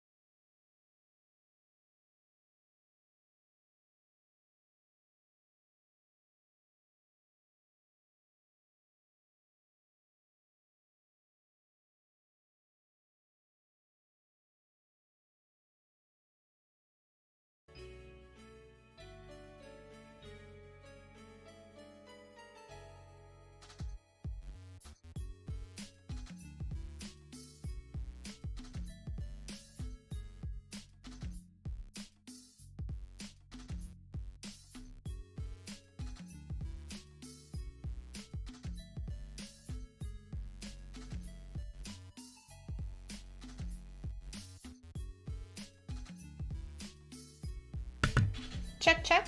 1, 2, 3. Check, check. You still hear it?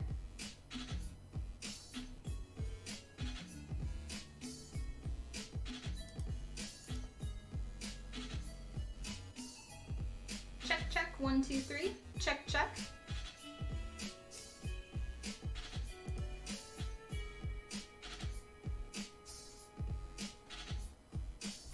Not hearing it now.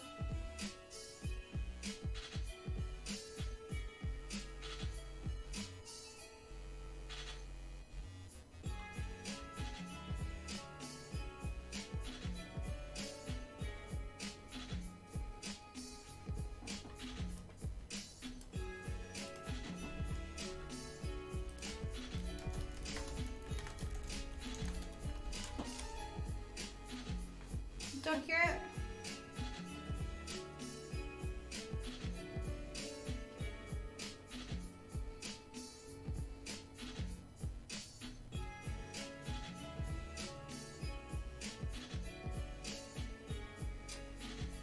I just want one of my mods to tell me if you hear it or not before I go back to work.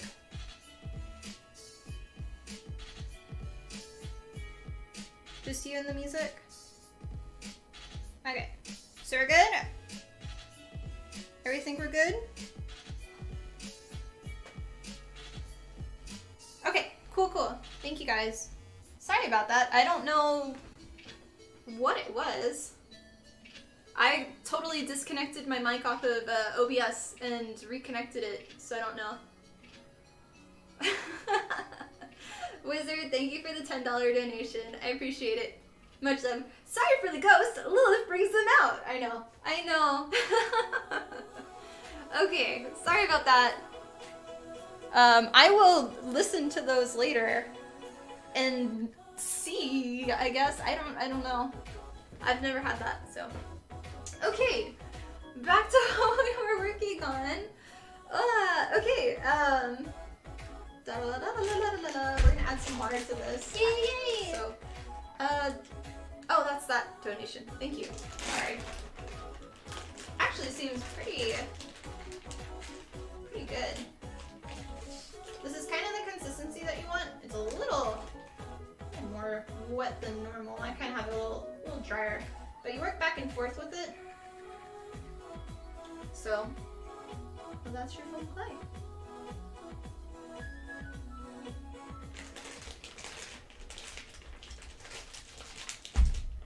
Okay, let us test it.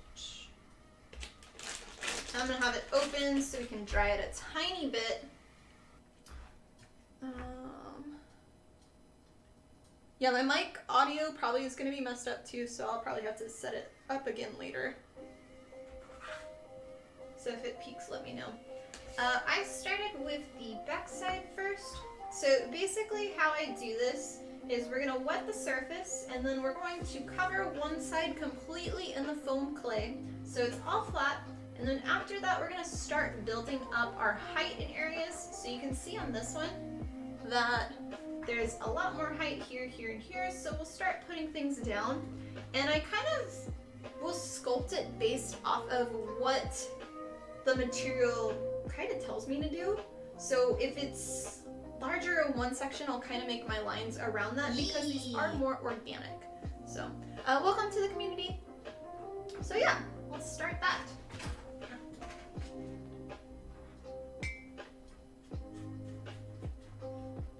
And hopefully it will work just as fine as the other foam clay.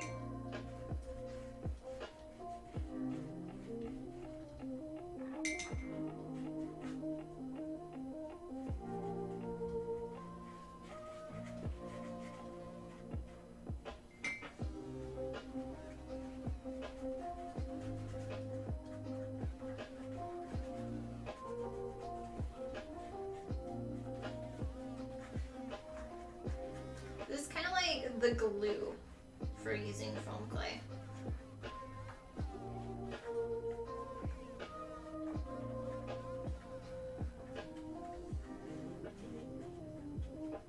Okay, so we got that.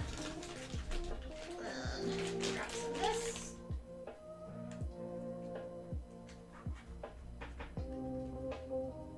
And we'll see how it attaches compared to the other one.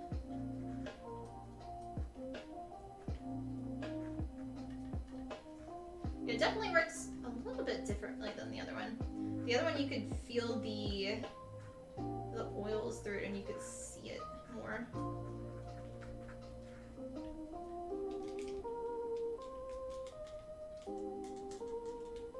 There we go. Looks so good, Philipar. I can't wait to see it when it's all done. Thank you. Yeah, I can't wait to see it when it's done too. Hopefully it all works out. I know it's been a bit overwhelming for me because I feel like I have a lot of pressure on this because everybody is so excited for it. And so many people are already trying to plan photo shoots and already trying to plan like meetups for this costume, and I'm just like, can I finish this first before I start making all of these plans with it? Because it's a bit overwhelming. I appreciate all the support from everybody, but it's also like, let me finish it first. So yeah.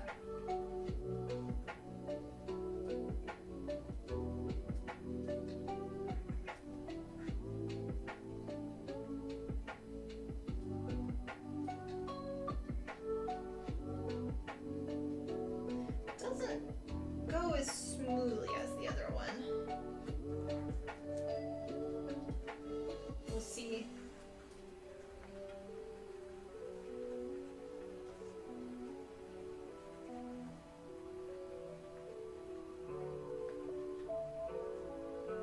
looks drier. Foam clay, I like to use it drier.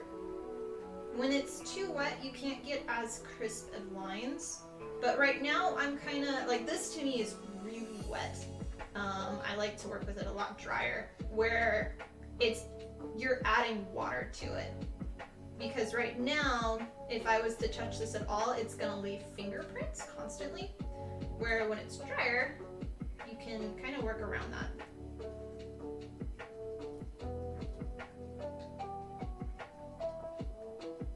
But that's my personal preference with it.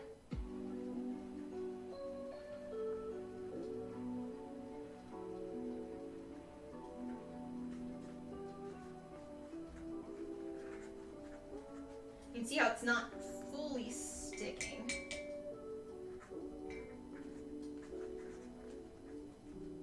It's kind of like smearing a little more. So we'll see. Yeah, this one's already 2 days dry. This one's the brand new one. But it's also 2 different brands.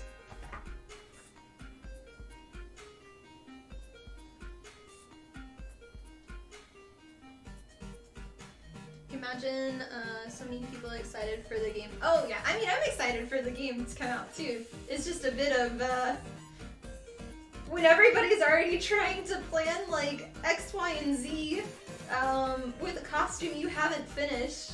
And I want to do a good job on this. I don't want to rush it. So like even for Monster Palooza, I have a bunch of friends that I'm going, like they're gonna be there. I'm staying at their house and stuff. And they're wanting to do like other characters with it. I'm like, it's fine. It's not gonna be 100% done, and it's like for sure I'm not gonna have the tail made. For sure I'm not gonna have the Diablo head made, and I'll have the dress made and all of the armor made.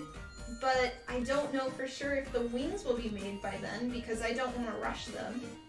If I feel like they're not good enough. Like, if I don't want to remake anything. I don't want to... I'd rather not bring them out like something that's rushed and not what I want beforehand just because of going to a convention. So, the goal for this is I want to have it for BlizzCon, really. I want to go to BlizzCon. I've never been, and I want to bring this to BlizzCon. So, that's the goal.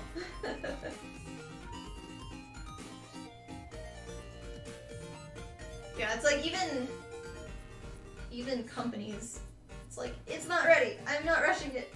I'm not gonna do stuff and make this in a week for this.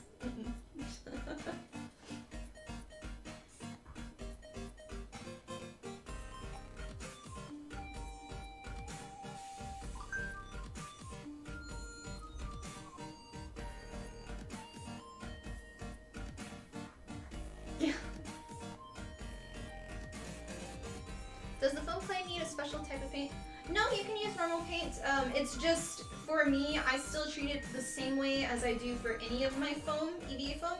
And I do 3 coats of plastic dip before painting it, because that's your primer.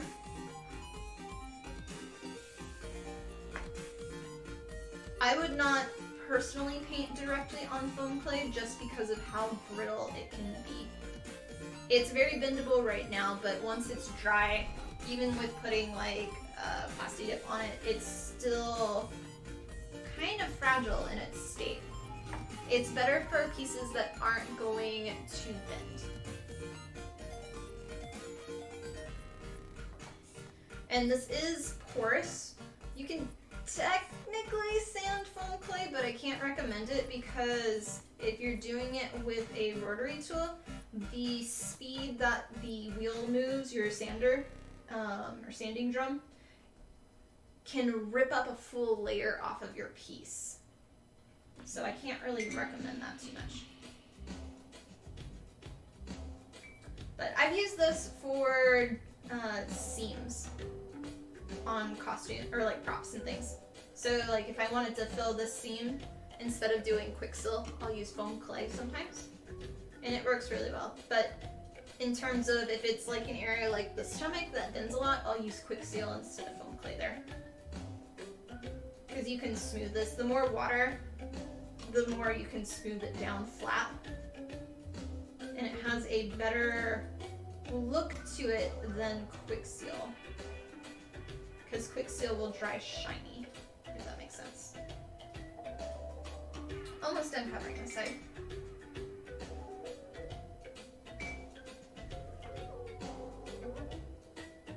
For better stickiness on the material base, smooth it and fingerprints disappear and the clay dries exact, but tend to do it in 1 hour. Yeah, this piece will probably, I think the other shoulder pad took me like 4 hours. So it does take a while for doing how much detail I want on them.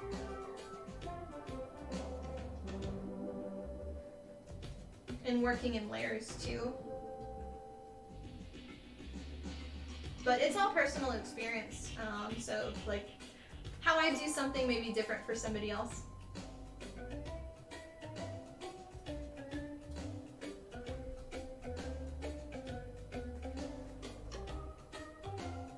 Okay, so that's that covered. So we're gonna cover the other side now.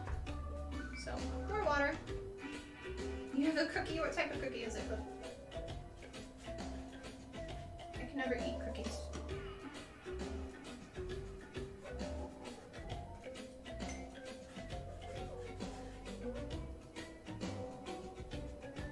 I did find out I am not allergic to milk, but I do have intolerable, I don't know the exact word for it or whatever, intolerance. So it will cause issues, but it won't kill me, which is good.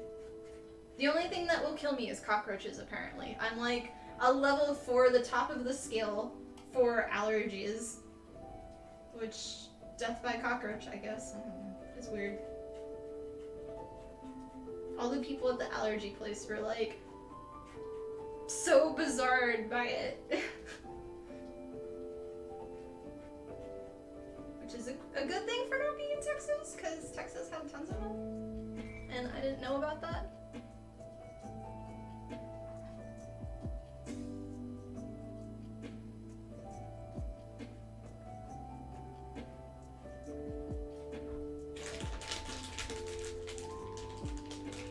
I know, Cliff joined the dark side. Lactose intolerant. Yeah, I have not, I wanted to take an actual lactose test because it's still, like, I can do very small amounts and it's fine, but sometimes it just kills me. Like the other day I had what was it? We ran out of my special cheese that I can eat and we were making tacos. And I did like a burrito bowl and I did a very tiny bit of just normal cheese because I wanted something. Oh, it killed me the rest of the night. It was so bad. So yeah, was not happy. But I have managed to, like with bread, I can do a little bit of butter and that's okay for the most part. I just probably have to be careful how much I do.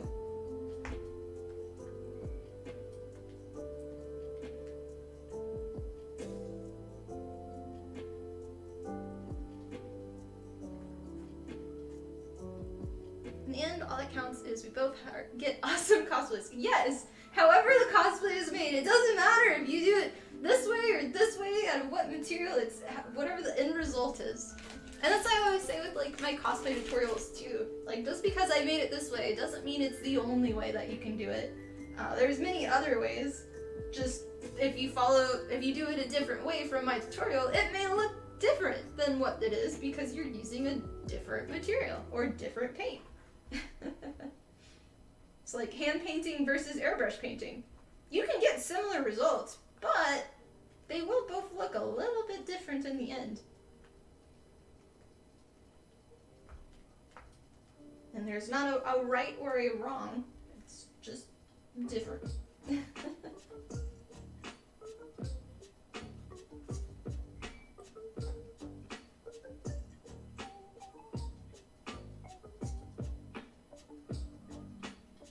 I'll say the only field that I've seen for because we've been talking about cosplay judges so much today. The only field that I've seen people be more particular in with materials is like whatever material you use to make armor, everybody's like, cool, that's how you made it. The only type of judges I've seen are that kind of get more particular with materials are ones that are more focused on sewing, and a lot of sewing judges who don't do armor do like to see for master level work and for higher tier competitors using non-Joann's fabric, meaning kind of more expensive materials. Like you're going away from just cotton and you're using more different types. But otherwise, I don't know too many other like types of like doing armor or versus needlework or larger than life or FX. Like I don't see other ones really doing too much of you used a different type of material or whatever. For me, I don't care what materials you use. It's the outcome and how you used it, like the craftsmanship of whatever material you use. Lovelies! Hi, how are you? Come on my lap? I can't pick you up right now, but you can come on my lap.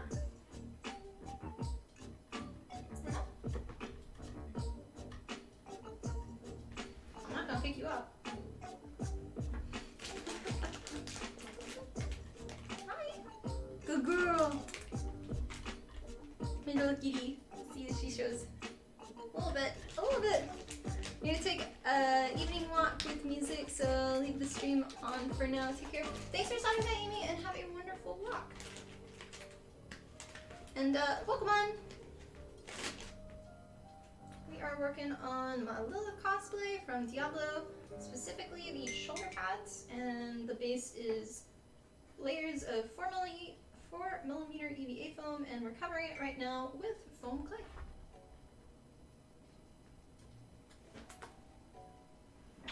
Yummy. You're so good, Truffles. You're so good.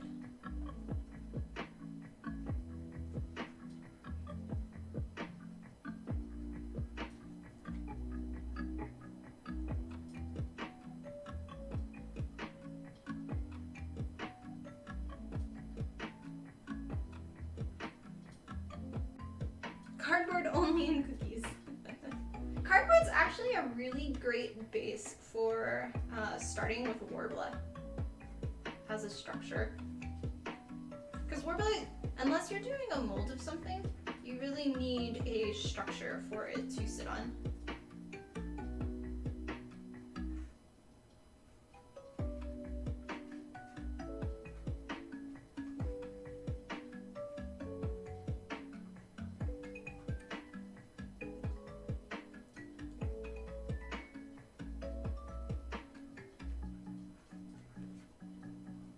She's still on the table, she's just out of view from everybody.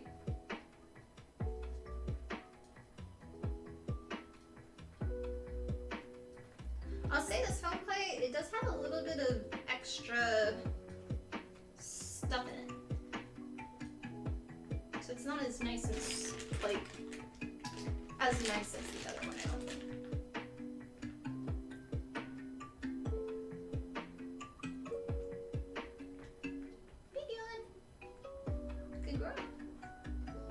Okay.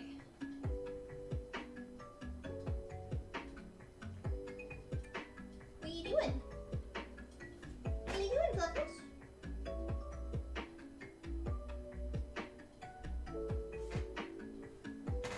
My hands aren't too messy yet. You can sit on my lap. Come on. There you go. There you go. Oh, I love you. There you go. You're so good. You're so good. Such a good girl. Such a good girl. Okay. Yeah, you're a good girl. Okay, I want to start off with the end. So the end right here, I want to make it so it looks like it's actually piercing through. So if you've ever seen an animal skull like a deer and having the horn go through, I kind of want it to look a little bit like that. just not where the horn material is out. It's kind of like reversed, I guess.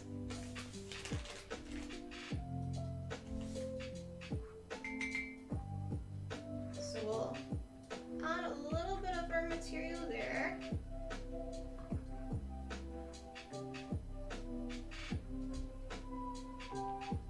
I will say adding foam clay onto a non-foam clay surface, or like foam surface, so for instance the resin, it sticks, but it is more likely over time to fall off.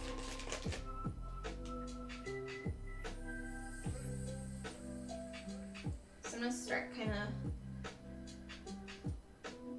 building. I still want to have a lot of it showing.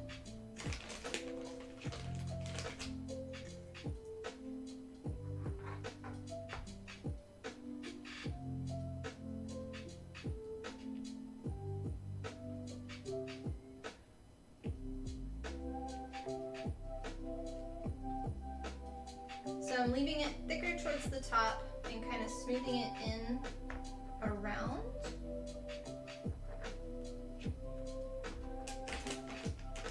And feel free if you have questions, you can ask.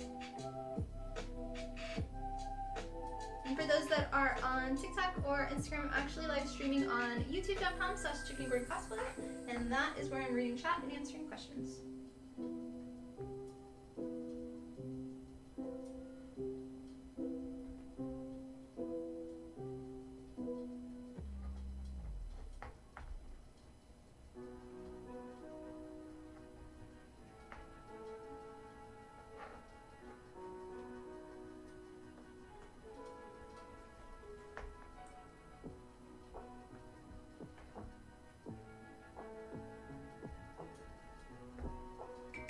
So kind of working back and forth.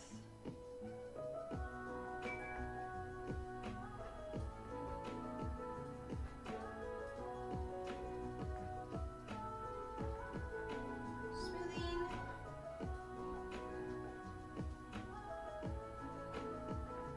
Here you go, girl.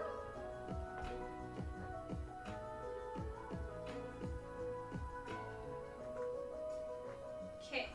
Then I have that. I'm gonna kind of start making the general shape that I want of this part. So I'm using the flat part. You can also use this to smooth.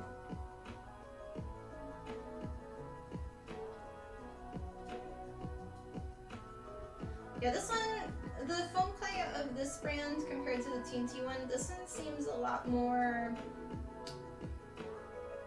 chunkier, I guess. Like, it's not as nice. A lot more gritty, I'll say. Okay. And it's kind of hard to see.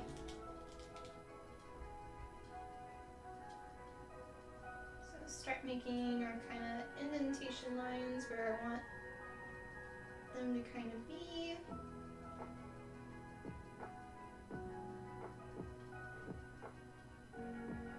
And then I want it to still connect inward too. Just kind of make it where it's coming out.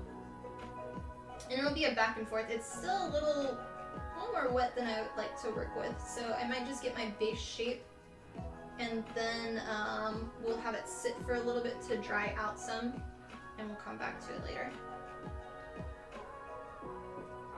This is just a clay working tool.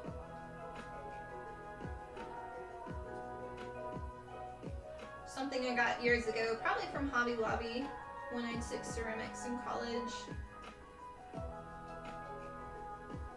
And this one specifically, it has a flat part on this one, and the other side it has a point. And then this is just a piece of warwood that I heated up because half the time when I'm working with this, it's really close to my eye, and I don't want to accidentally stab myself with it, so I just put that on there. It won't come with this though.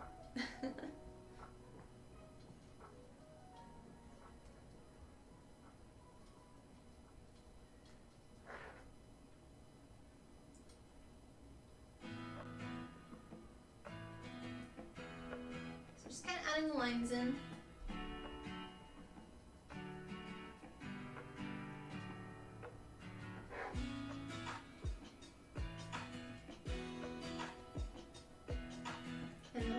to make it look like the other one too.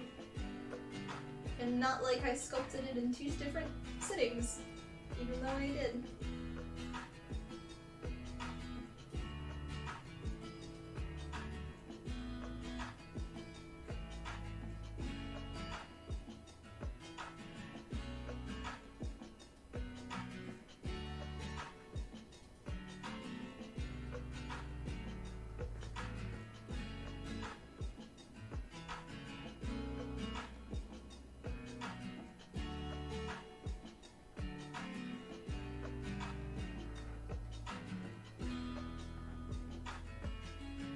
Nah, just more of a yee. Welcome to the community.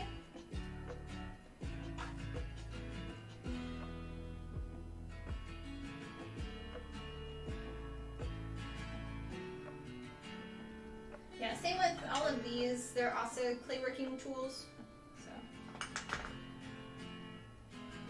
they're really good for soldering too, and like doing wax stuff for soldering and casting for metal.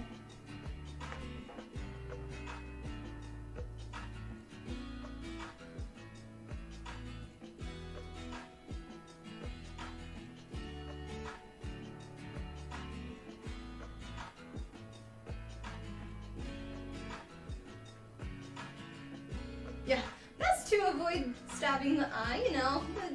As much as you may want to, it makes it so you can kind of make things a little bit longer if you don't stab your eye. Personal preference though, you know.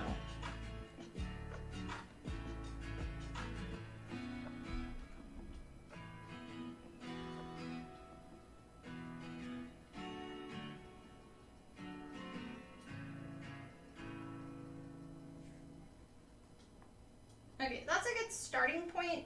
It definitely needs to dry more before I keep working with it. With working with foam clay, if it is too wet, everything gets very gummy bear-like, so you don't get sharp edges.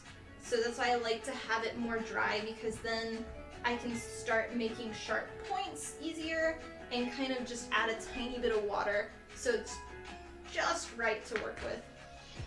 So the next parts I'm going to want to start doing are adding more of the bumps on here. So I'm going to try to mimic it here where I have them. So I'll do a big piece here and then do a kind of line downward. Same with this. And then I have 2 there and 1 there. Would you recommend beginners to start off with a simple prop to learn from, or go ahead on whatever they want? Welcome to the community to learn what you can.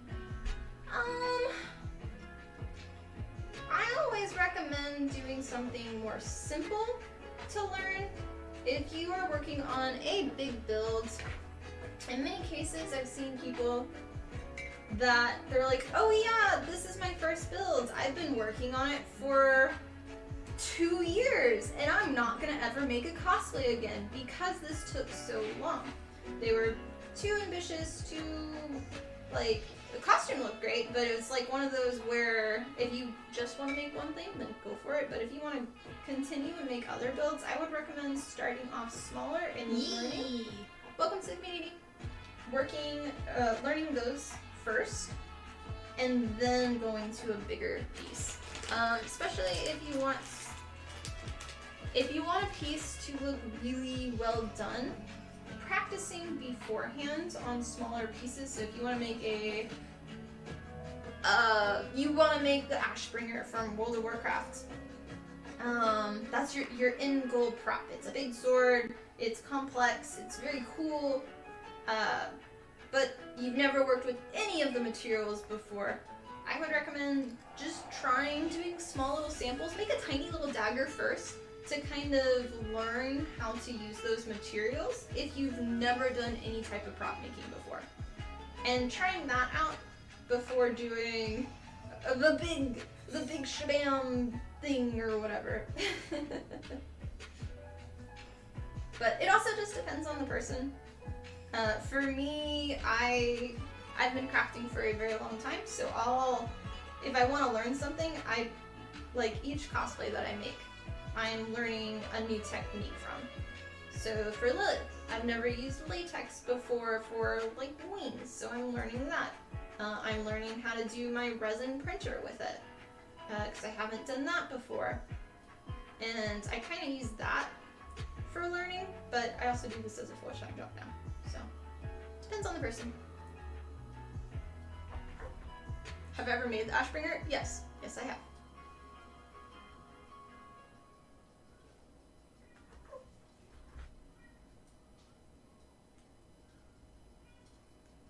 How do you protect those pointy parts from breaking if the foam clay is fragile? So these aren't clay. These are resin, and only the dark parts are foam clay. So nothing is really pointy.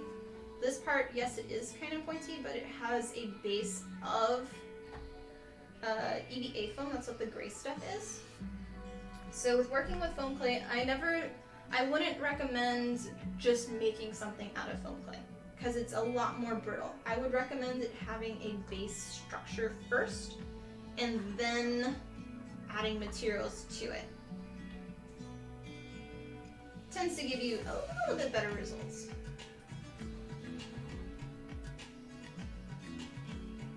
But also with foam clay, you want to not just paint it. I would recommend adding Plasti Dip to it, which is a rubber spray paint, and that's going to actually hold the integrity of everything together on it, and it's going to last a lot better. With foam clay, I also wouldn't do it on a part that needs to bend, because it's going to crack, it's going to be brittle.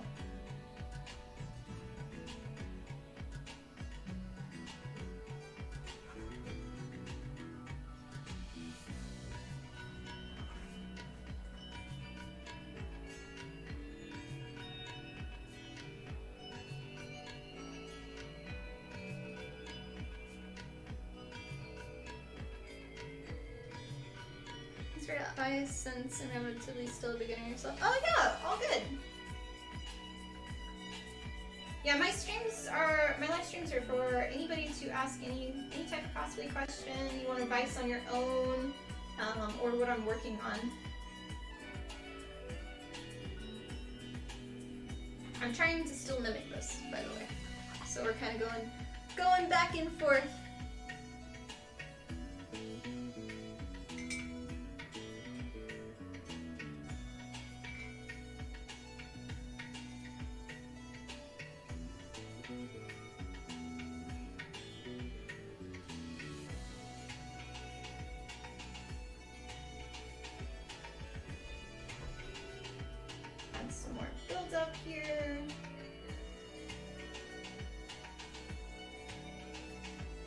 Foamplay definitely looks ugly at first before it starts to get cool and pretty, if you can call this looking pretty. But it doesn't blend as well, this one.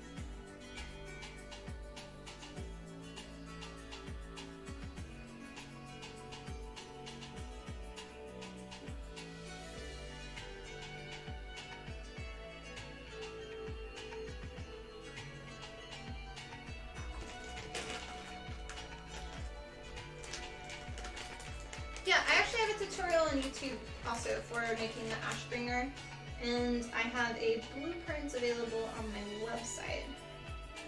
It's not a pattern, it's a blueprint.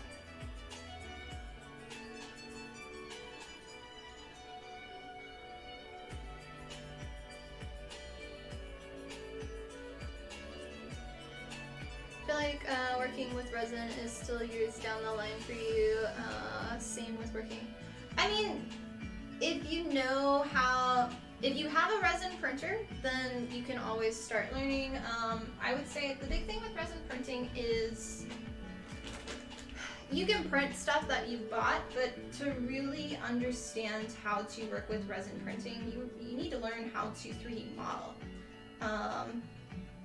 So you can do that with Blender, No Man's Sculpt. You can do it with a bunch of different programs, actually. For me, I do my base 2D line work in Adobe Illustrator, so I can get a blueprint diagram of the scale that I want. And then from that, I will import it into a 3D modeling program called Rhino, which I do not recommend because it is for jewelry, and that is what I used to do at my old job, so I have the CAD program already. And for that, I will get my 3D line work, so I will basically make everything the size that I want it, just straight up and down, kind of make the basic shapes. And then after that, I will import it into another 3D modeling program called No Man's Sculpt. And that one is for your phone or tablet. It's like only $16. I really recommend it. It's good to learn on. And on that, I will then sculpt my details. So for instance, for these spikes at the end of this piece, so I basically just made a tube with a point, like a cone. I made the shape that I want, and then in Nomad, I went in and I sculpted all of the lines, made it all kind of funky and look like an actual bone.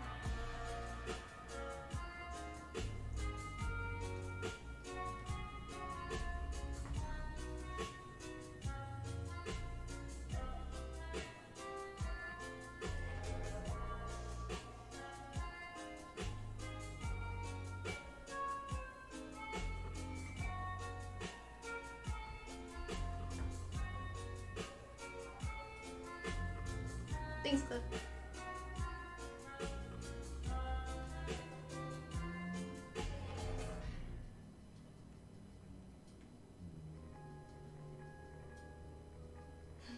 Thanks, Katie.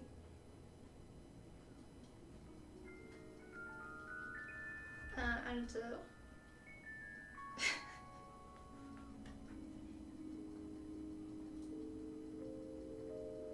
Yeah, for me, I've been doing 3D modeling since 2014 because of my job, my last job as a jewelry designer before I quit to do this full time. And from that, I ended up getting my own 3D printer, which is a Prusa i3 Mark 2.5. And that one is not a resin, it's just like a PLA ABS printer. That one actually, I'm happy I started with that one versus a resin printer, because resin printers, in my opinion, so you use them both for different things. For resin printing, it's a lot more detailed prints that are small, unless you have a larger printer, which costs a lot more money, then you can get larger prints. But in general, most people have smaller printers, and you have to learn how to attach them and still get rid of your stair-stepping. But with an ABS printer, that one's a lot more, you can't get as detailed of pieces, so you have to really learn with 3D modeling how much is actually going to show up in the end. So for me, I always call my CAD work before I would do Nomad and have the resin printer stupid CAD, because I never did any details because I knew my printer couldn't handle it. So I would actually sculpt at my workbench with my basically my Dremel and tools the final design that I wanted, and would round all my edges at my workbench because there was no point in doing it in the CAD program because my printer couldn't handle it. But now I have a resin printer, so I can now do it, but it's still like, you still have to kind of know how to connect pieces and the best principles for them. Typically, I'll do the resin for a lot more detail, and then for the ABS, like other printer, I'll use that one for more bone structure. Resin printing is a bit more fragile in general, and a bit more dangerous in general too, working with. But the other printer, non-resin one, is a lot more for harder pieces that are like bone structures for the wing, or doing a harness. Things that need to be structurally sound is what I typically will use it for. So details for resin, structural support for the other one. I went on a rant, I'm sorry. Thinking you start with something simple that gets a feel of LED. Yeah, LED lights too. Like, you can still learn to do just basic soldering with LEDs, the light strips. And that goes a long way. Because then you can just buy any type of light thing and disassemble them and make it how you want, pretty much. Once you get that. I'm not too advanced with doing too much of the programming for lights. So I can't give too much advice for that though. Okay, we're starting to get the shape we want.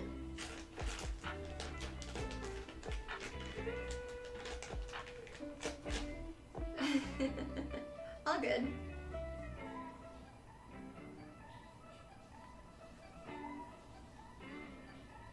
Yeah, there's no Voltron. No, that's not happening.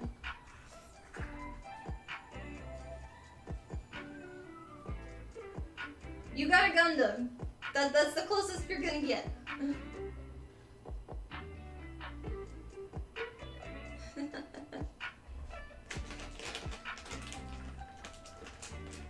Today you just upgraded from Tyler Roller to official. Ah, very nice.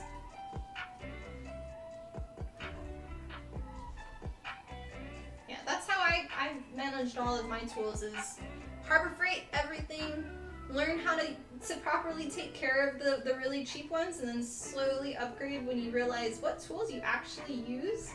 Because you may think you need a tool and find out that it actually, you don't ever use it. So, yeah.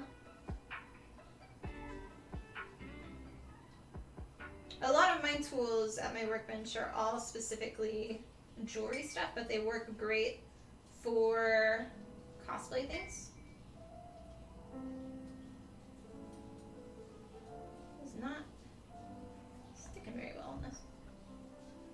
Okay, mine that I have is actually controlled by a foot pedal, and it's really nice because then I can control the speed without having to rotate a dial in my hand on how fast it goes. And then it's hooked up to like a floating motor, and then it has a wire that comes down and I can hold it, the hand piece. But it's an expensive thing now. But I've had it for basically since, actually I've had it before 2014. I've had it since probably 2012. I did have to replace one piece though, because it finally died, but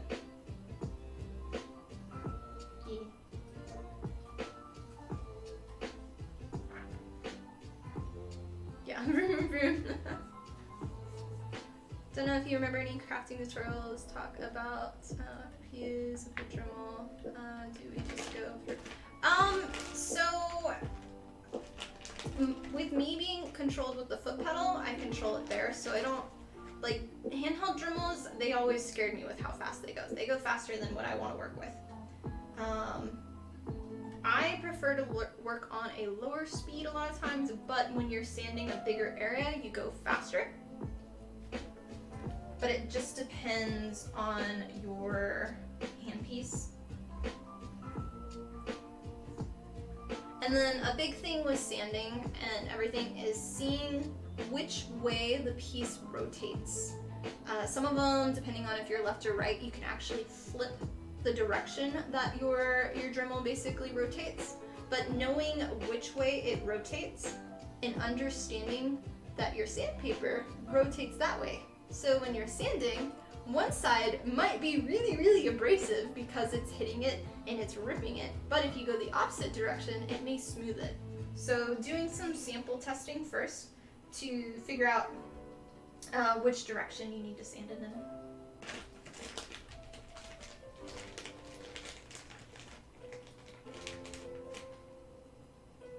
Foot pedal sounds nice to have, even just on and off. Yeah.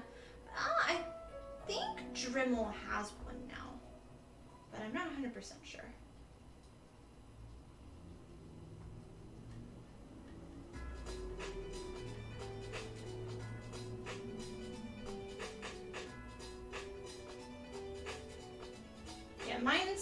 technically is a Fordham, but it's for jewelry.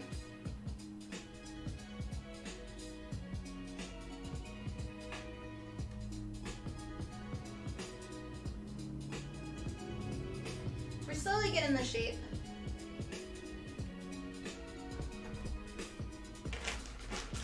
And thanks guys for watching. Hope you are enjoying our stream today.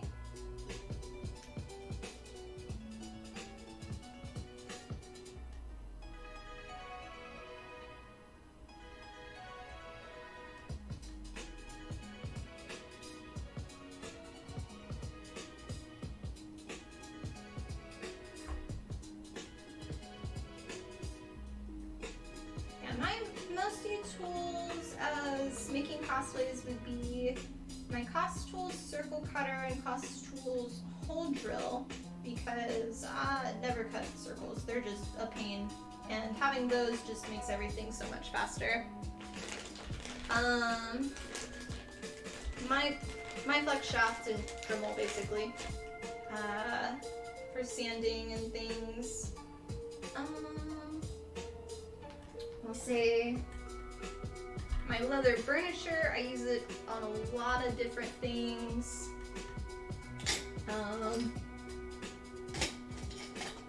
This, which is not a tool it's used for, but for foam that's smaller, I use this to hold it down because it doesn't heat up the handle. But it's actually for leather and for drawing like a line on the edge of things, but I never use it for that at all.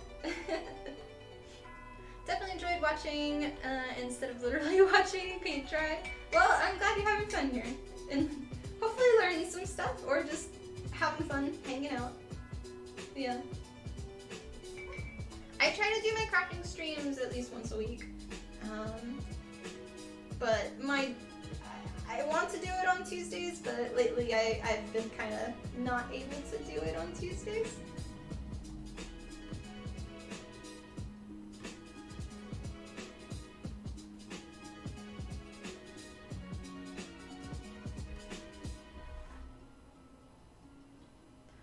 Paint. Any tips on figuring out mixing paint without wasting too much for experimenting? Get a color wheel. That is my best advice. So if it's airbrush painting, typically your starter kits will come with a color wheel. And a color wheel is basically a circle, like specifically with airbrush painting, it's really good. It's a circle and it has another circle in the center with little openings, and it'll do it where, like, if you have blue and yellow on top of each other, it'll show you what color is mixed in different gradients on if you put a little bit more or a little bit less. And that is a really good kind of indicator for at least getting the colors that you want. And then also for figuring out browns. Browns are like one of the most difficult colors to make because it's either too red or too purpley. Because you either do, like my favorite is doing for purples, I'm sorry, for browns, yellow and purple mix rather than a red and a green.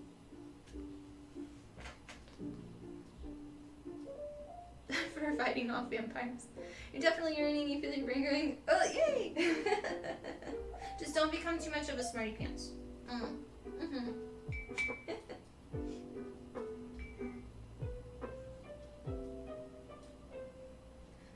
Tip for painting also is buying paper palettes, and that is, I don't have mine here. Basically, it's a palette, and especially if you're using acrylic paint by hand, and it's a palette that has rippable paper, so you can put your paints on there. But if you make too much, you get another palette and put it backwards so the shiny sides are both touching, and then you can kind of make a circle around it, and your acrylic paint can last sometimes up to a week instead of it drying out. That was my biggest thing for when I was in art school. Saves you money. And don't mix with your paintbrush. Mix with a paint palette. I don't have any in here though. But your paintbrush, unless you want it to look streaky and like not fully mixed, the paintbrush will get the paints and have it in the bristles at the base. So sometimes you'll get, like, if you're mixing, you have like yellow and green paint that you're mixing together. You may have it mixed, but then when you get your paintbrush and put it on your piece that you're painting, it may turn out to be a little bit more, like you'll have a random yellow streak in it, and that's because it's still in the paintbrush. So if you have just a stick or something that's a little flat that you can kind of mix it around, I recommend that.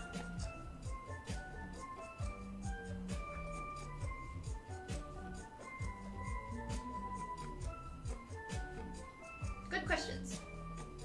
Literally just mix with your paintbrush. Oh, it's all good though. I mean, you can. It just, your paint application and mixing will be better if you use like a stick at least, or a spoon. Something you have. Like, you can get a plastic spoon and use that to mix as well. You'll get much better results.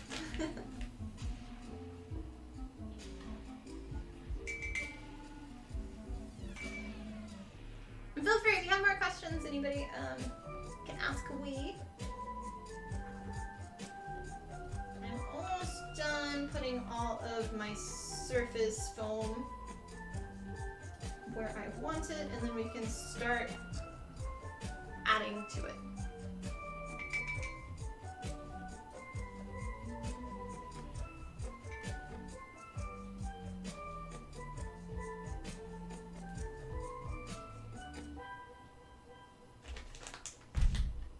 Might be useful. I don't know. I don't know if the TikTok one's one. It seems like it's broken.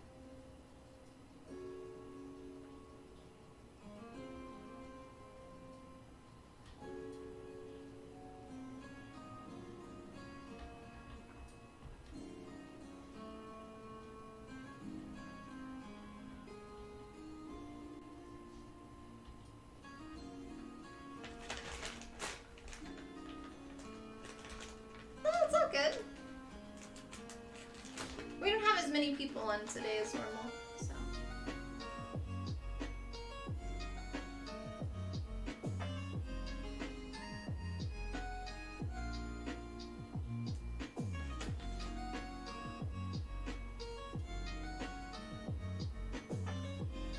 That's what my streams are for. It's my time that people can ask questions and I can give advice, because it's too hard for me to answer questions on like social media. It's hard for me to explain it through text rather than just kind of explaining it on live stream. So, alright, so there's our base. I'm gonna kind of start smoothing them a little.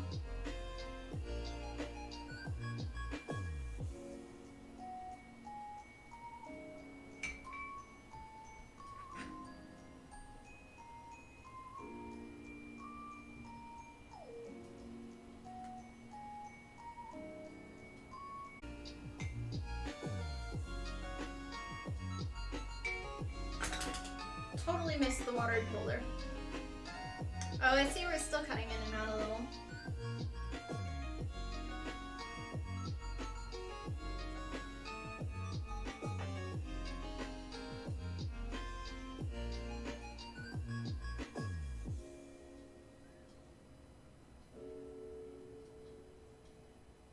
So, starting to kind of get my shape that I want. I'm going to start kind of adding lines down where I think they should be.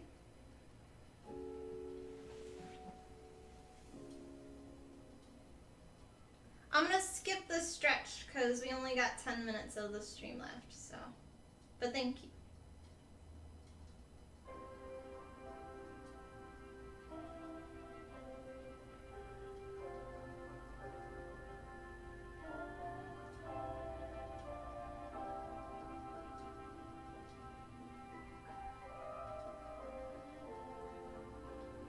Kind of starting to add my lines. I know it's probably really hard to see on the camera too.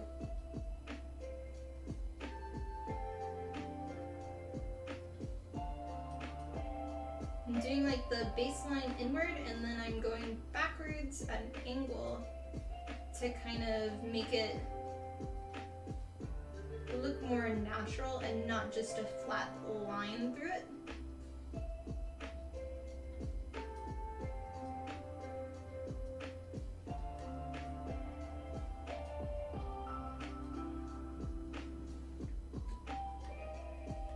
Didn't mention this earlier, but do you still seal foam clay with a heat gun? No.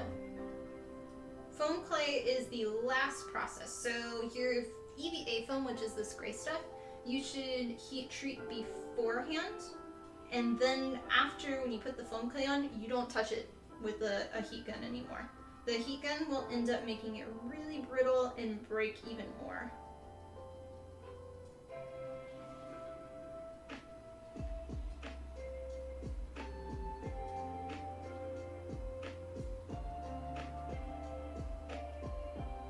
Good question, though.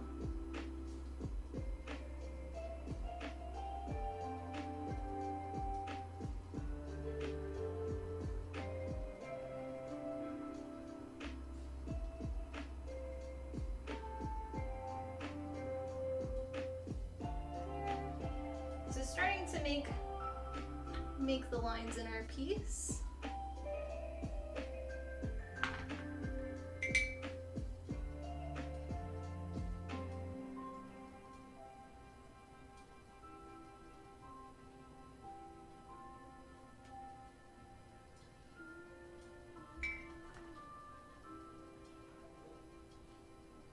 And I'm kind of following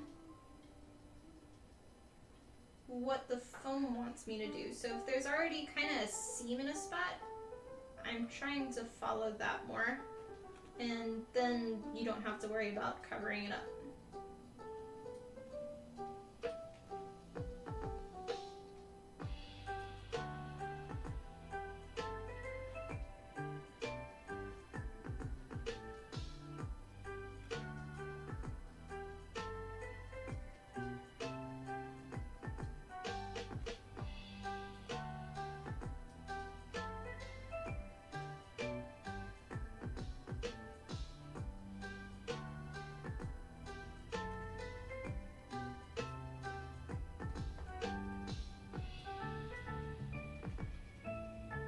Lots of cars, yeah.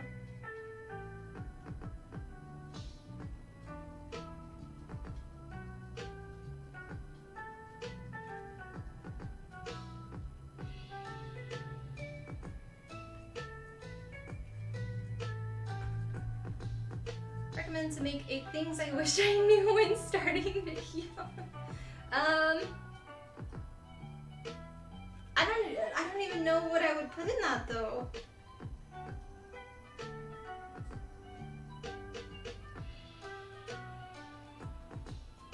Put it in do exclamation point Discord and then put it in our suggestions and improvements channel. Or one of the mods if y'all can do that. I'll have to think on that one. Like, I know that would be good. I'd have to really think of like what I would do for it, because it's been so many years.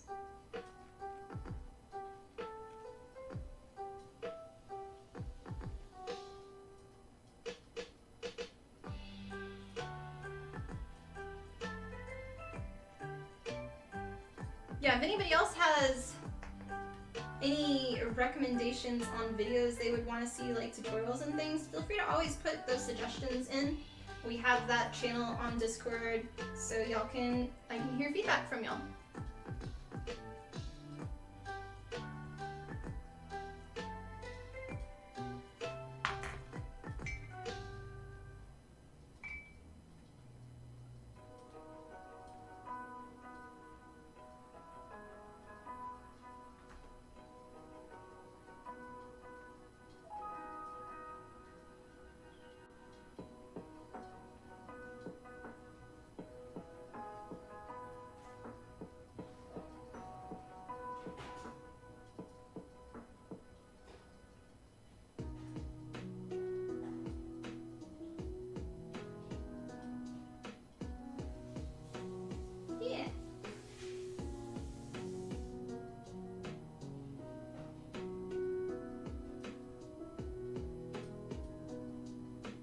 It's a lot harder to work on this though on my table.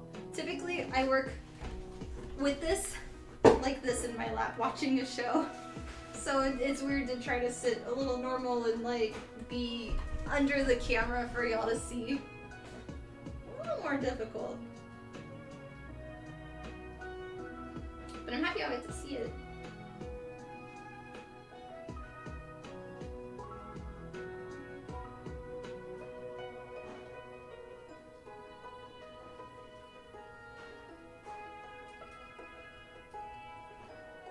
Try to make some of it look like cracking as well.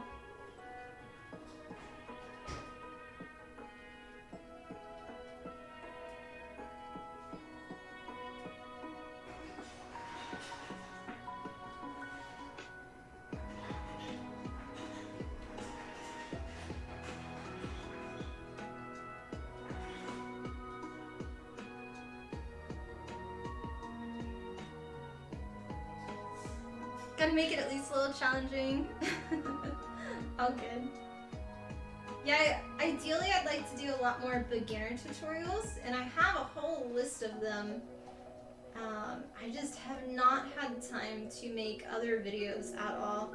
I already have, let's see, 2 videos for the Junker Queen axe. I have, I think, 3 more videos for the San cosplay, and all of those are already filmed. I just have to sit down and edit them. And then I have like 4 or 5 other ones that are, I've already filmed parts of it, and I don't have time. After the Lilith cosplay, I need to take a break and like actually do videos.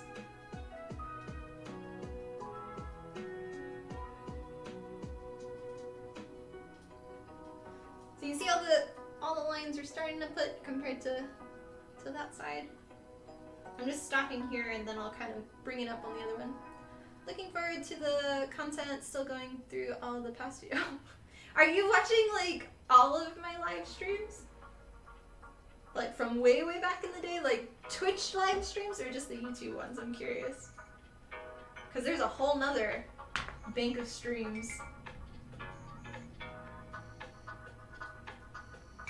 See where I started.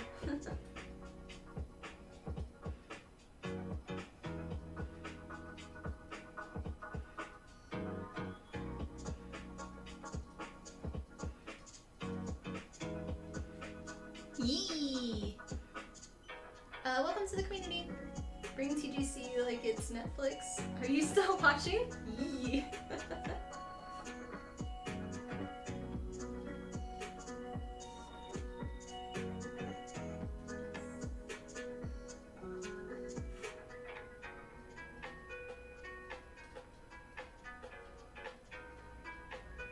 Here's the Twitch is kind of hard for you to navigate, to be honest. That's why I really appreciate YouTube streams. Okay, so I used to stream on Twitch, and if you're looking at my actual YouTube page, there's a tab for live streams that only shows my live streams that were on YouTube. I also brought all of my Twitch streams to YouTube, but that's under a different category. So if you do playlists, there should be a Twitch live stream playlist, and that'll bring you back like 3 or 4 years ago. I saved all of those live streams, so they're not as good. Quality is a little more jank, but there's even more live stream for making costumes. Like all of my Atlantic Mercy live streams are on YouTube. You just have to kind of dig for them because they're not a YouTube live stream. It's a video uploaded, so it's categorized different, if that makes sense.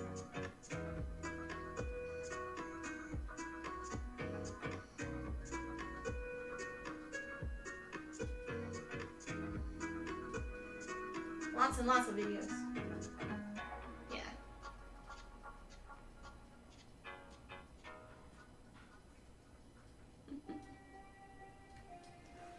You'll start watching after you. Yep.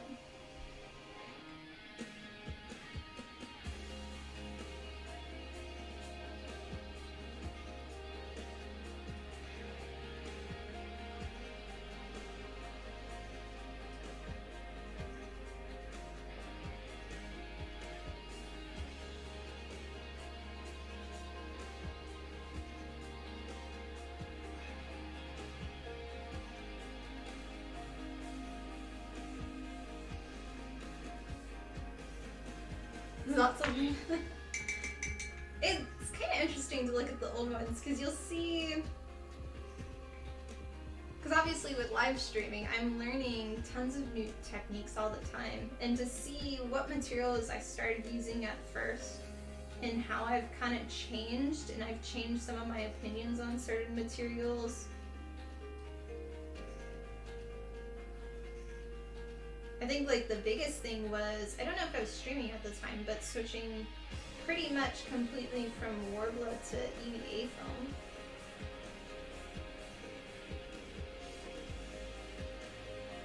This one I'm not doing too much of swirls. I probably should do that a little more.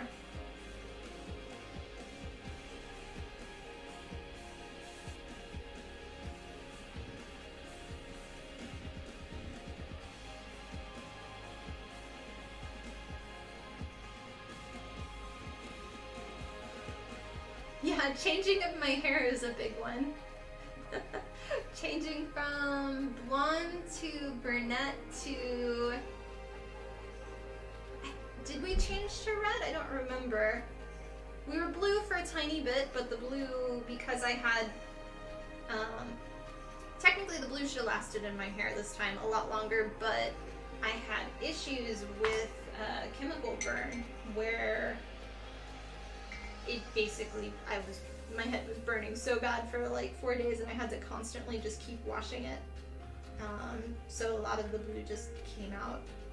I think I'm still gonna go blue again though, but it's all of the blonde. I look at my phone because that's the best view for me. All the blonde was blue just a little bit ago.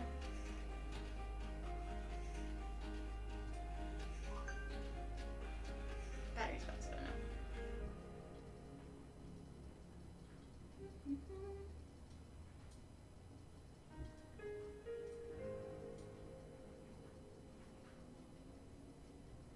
The blue sounds painful? No, the blue's not painful. It was the black that was dyed. So for blue hair, you have to dye your hair lighter. So my hair, you can actually see all my roots.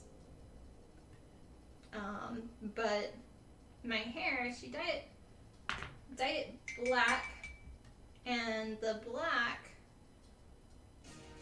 was not fully rinsed underneath, I don't think, because the whole process for my hair took like 6 hours, just because I have a lot of hair. And that part, because you're not supposed to rinse your hair after you have it colored, like the same day, I slept on it overnight, and I think because it wasn't fully rinsed out on the back of my neck and my lower head, that is the reason why I got the chemical burn. But yeah. I think next time I just want to lighten more of it and then put more blue in and not add any dark to it. Because it was too dark in general. I wanted a more dark brown and not a black.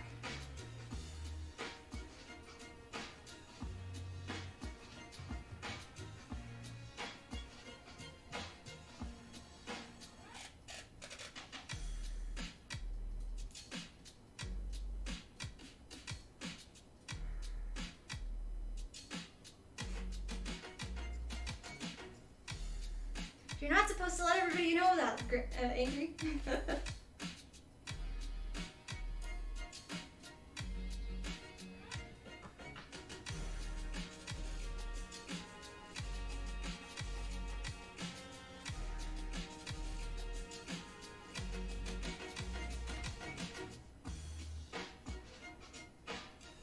Slowly getting this.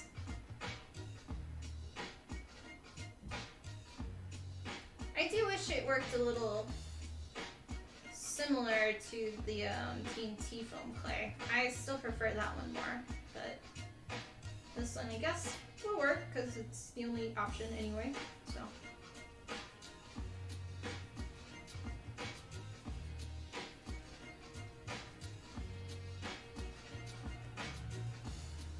But yeah, I think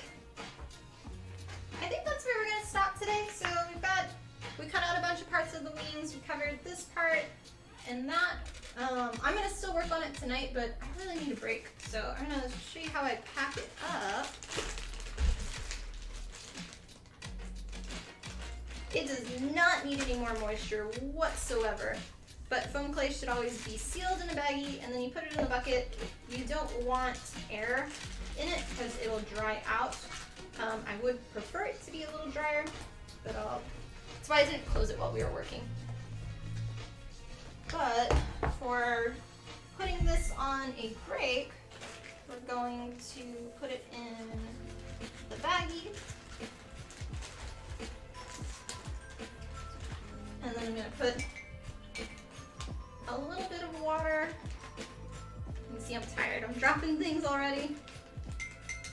A little bit of water onto the drier parts.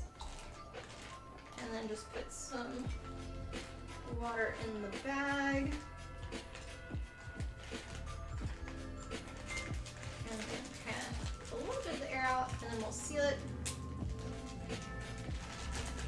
Ideally with foam clay, you want to finish it all in one go. You don't want to be working on it for days at a time. So yeah, well, that's it for a little bit, and I'll come back later tonight. But thank you guys so much for watching.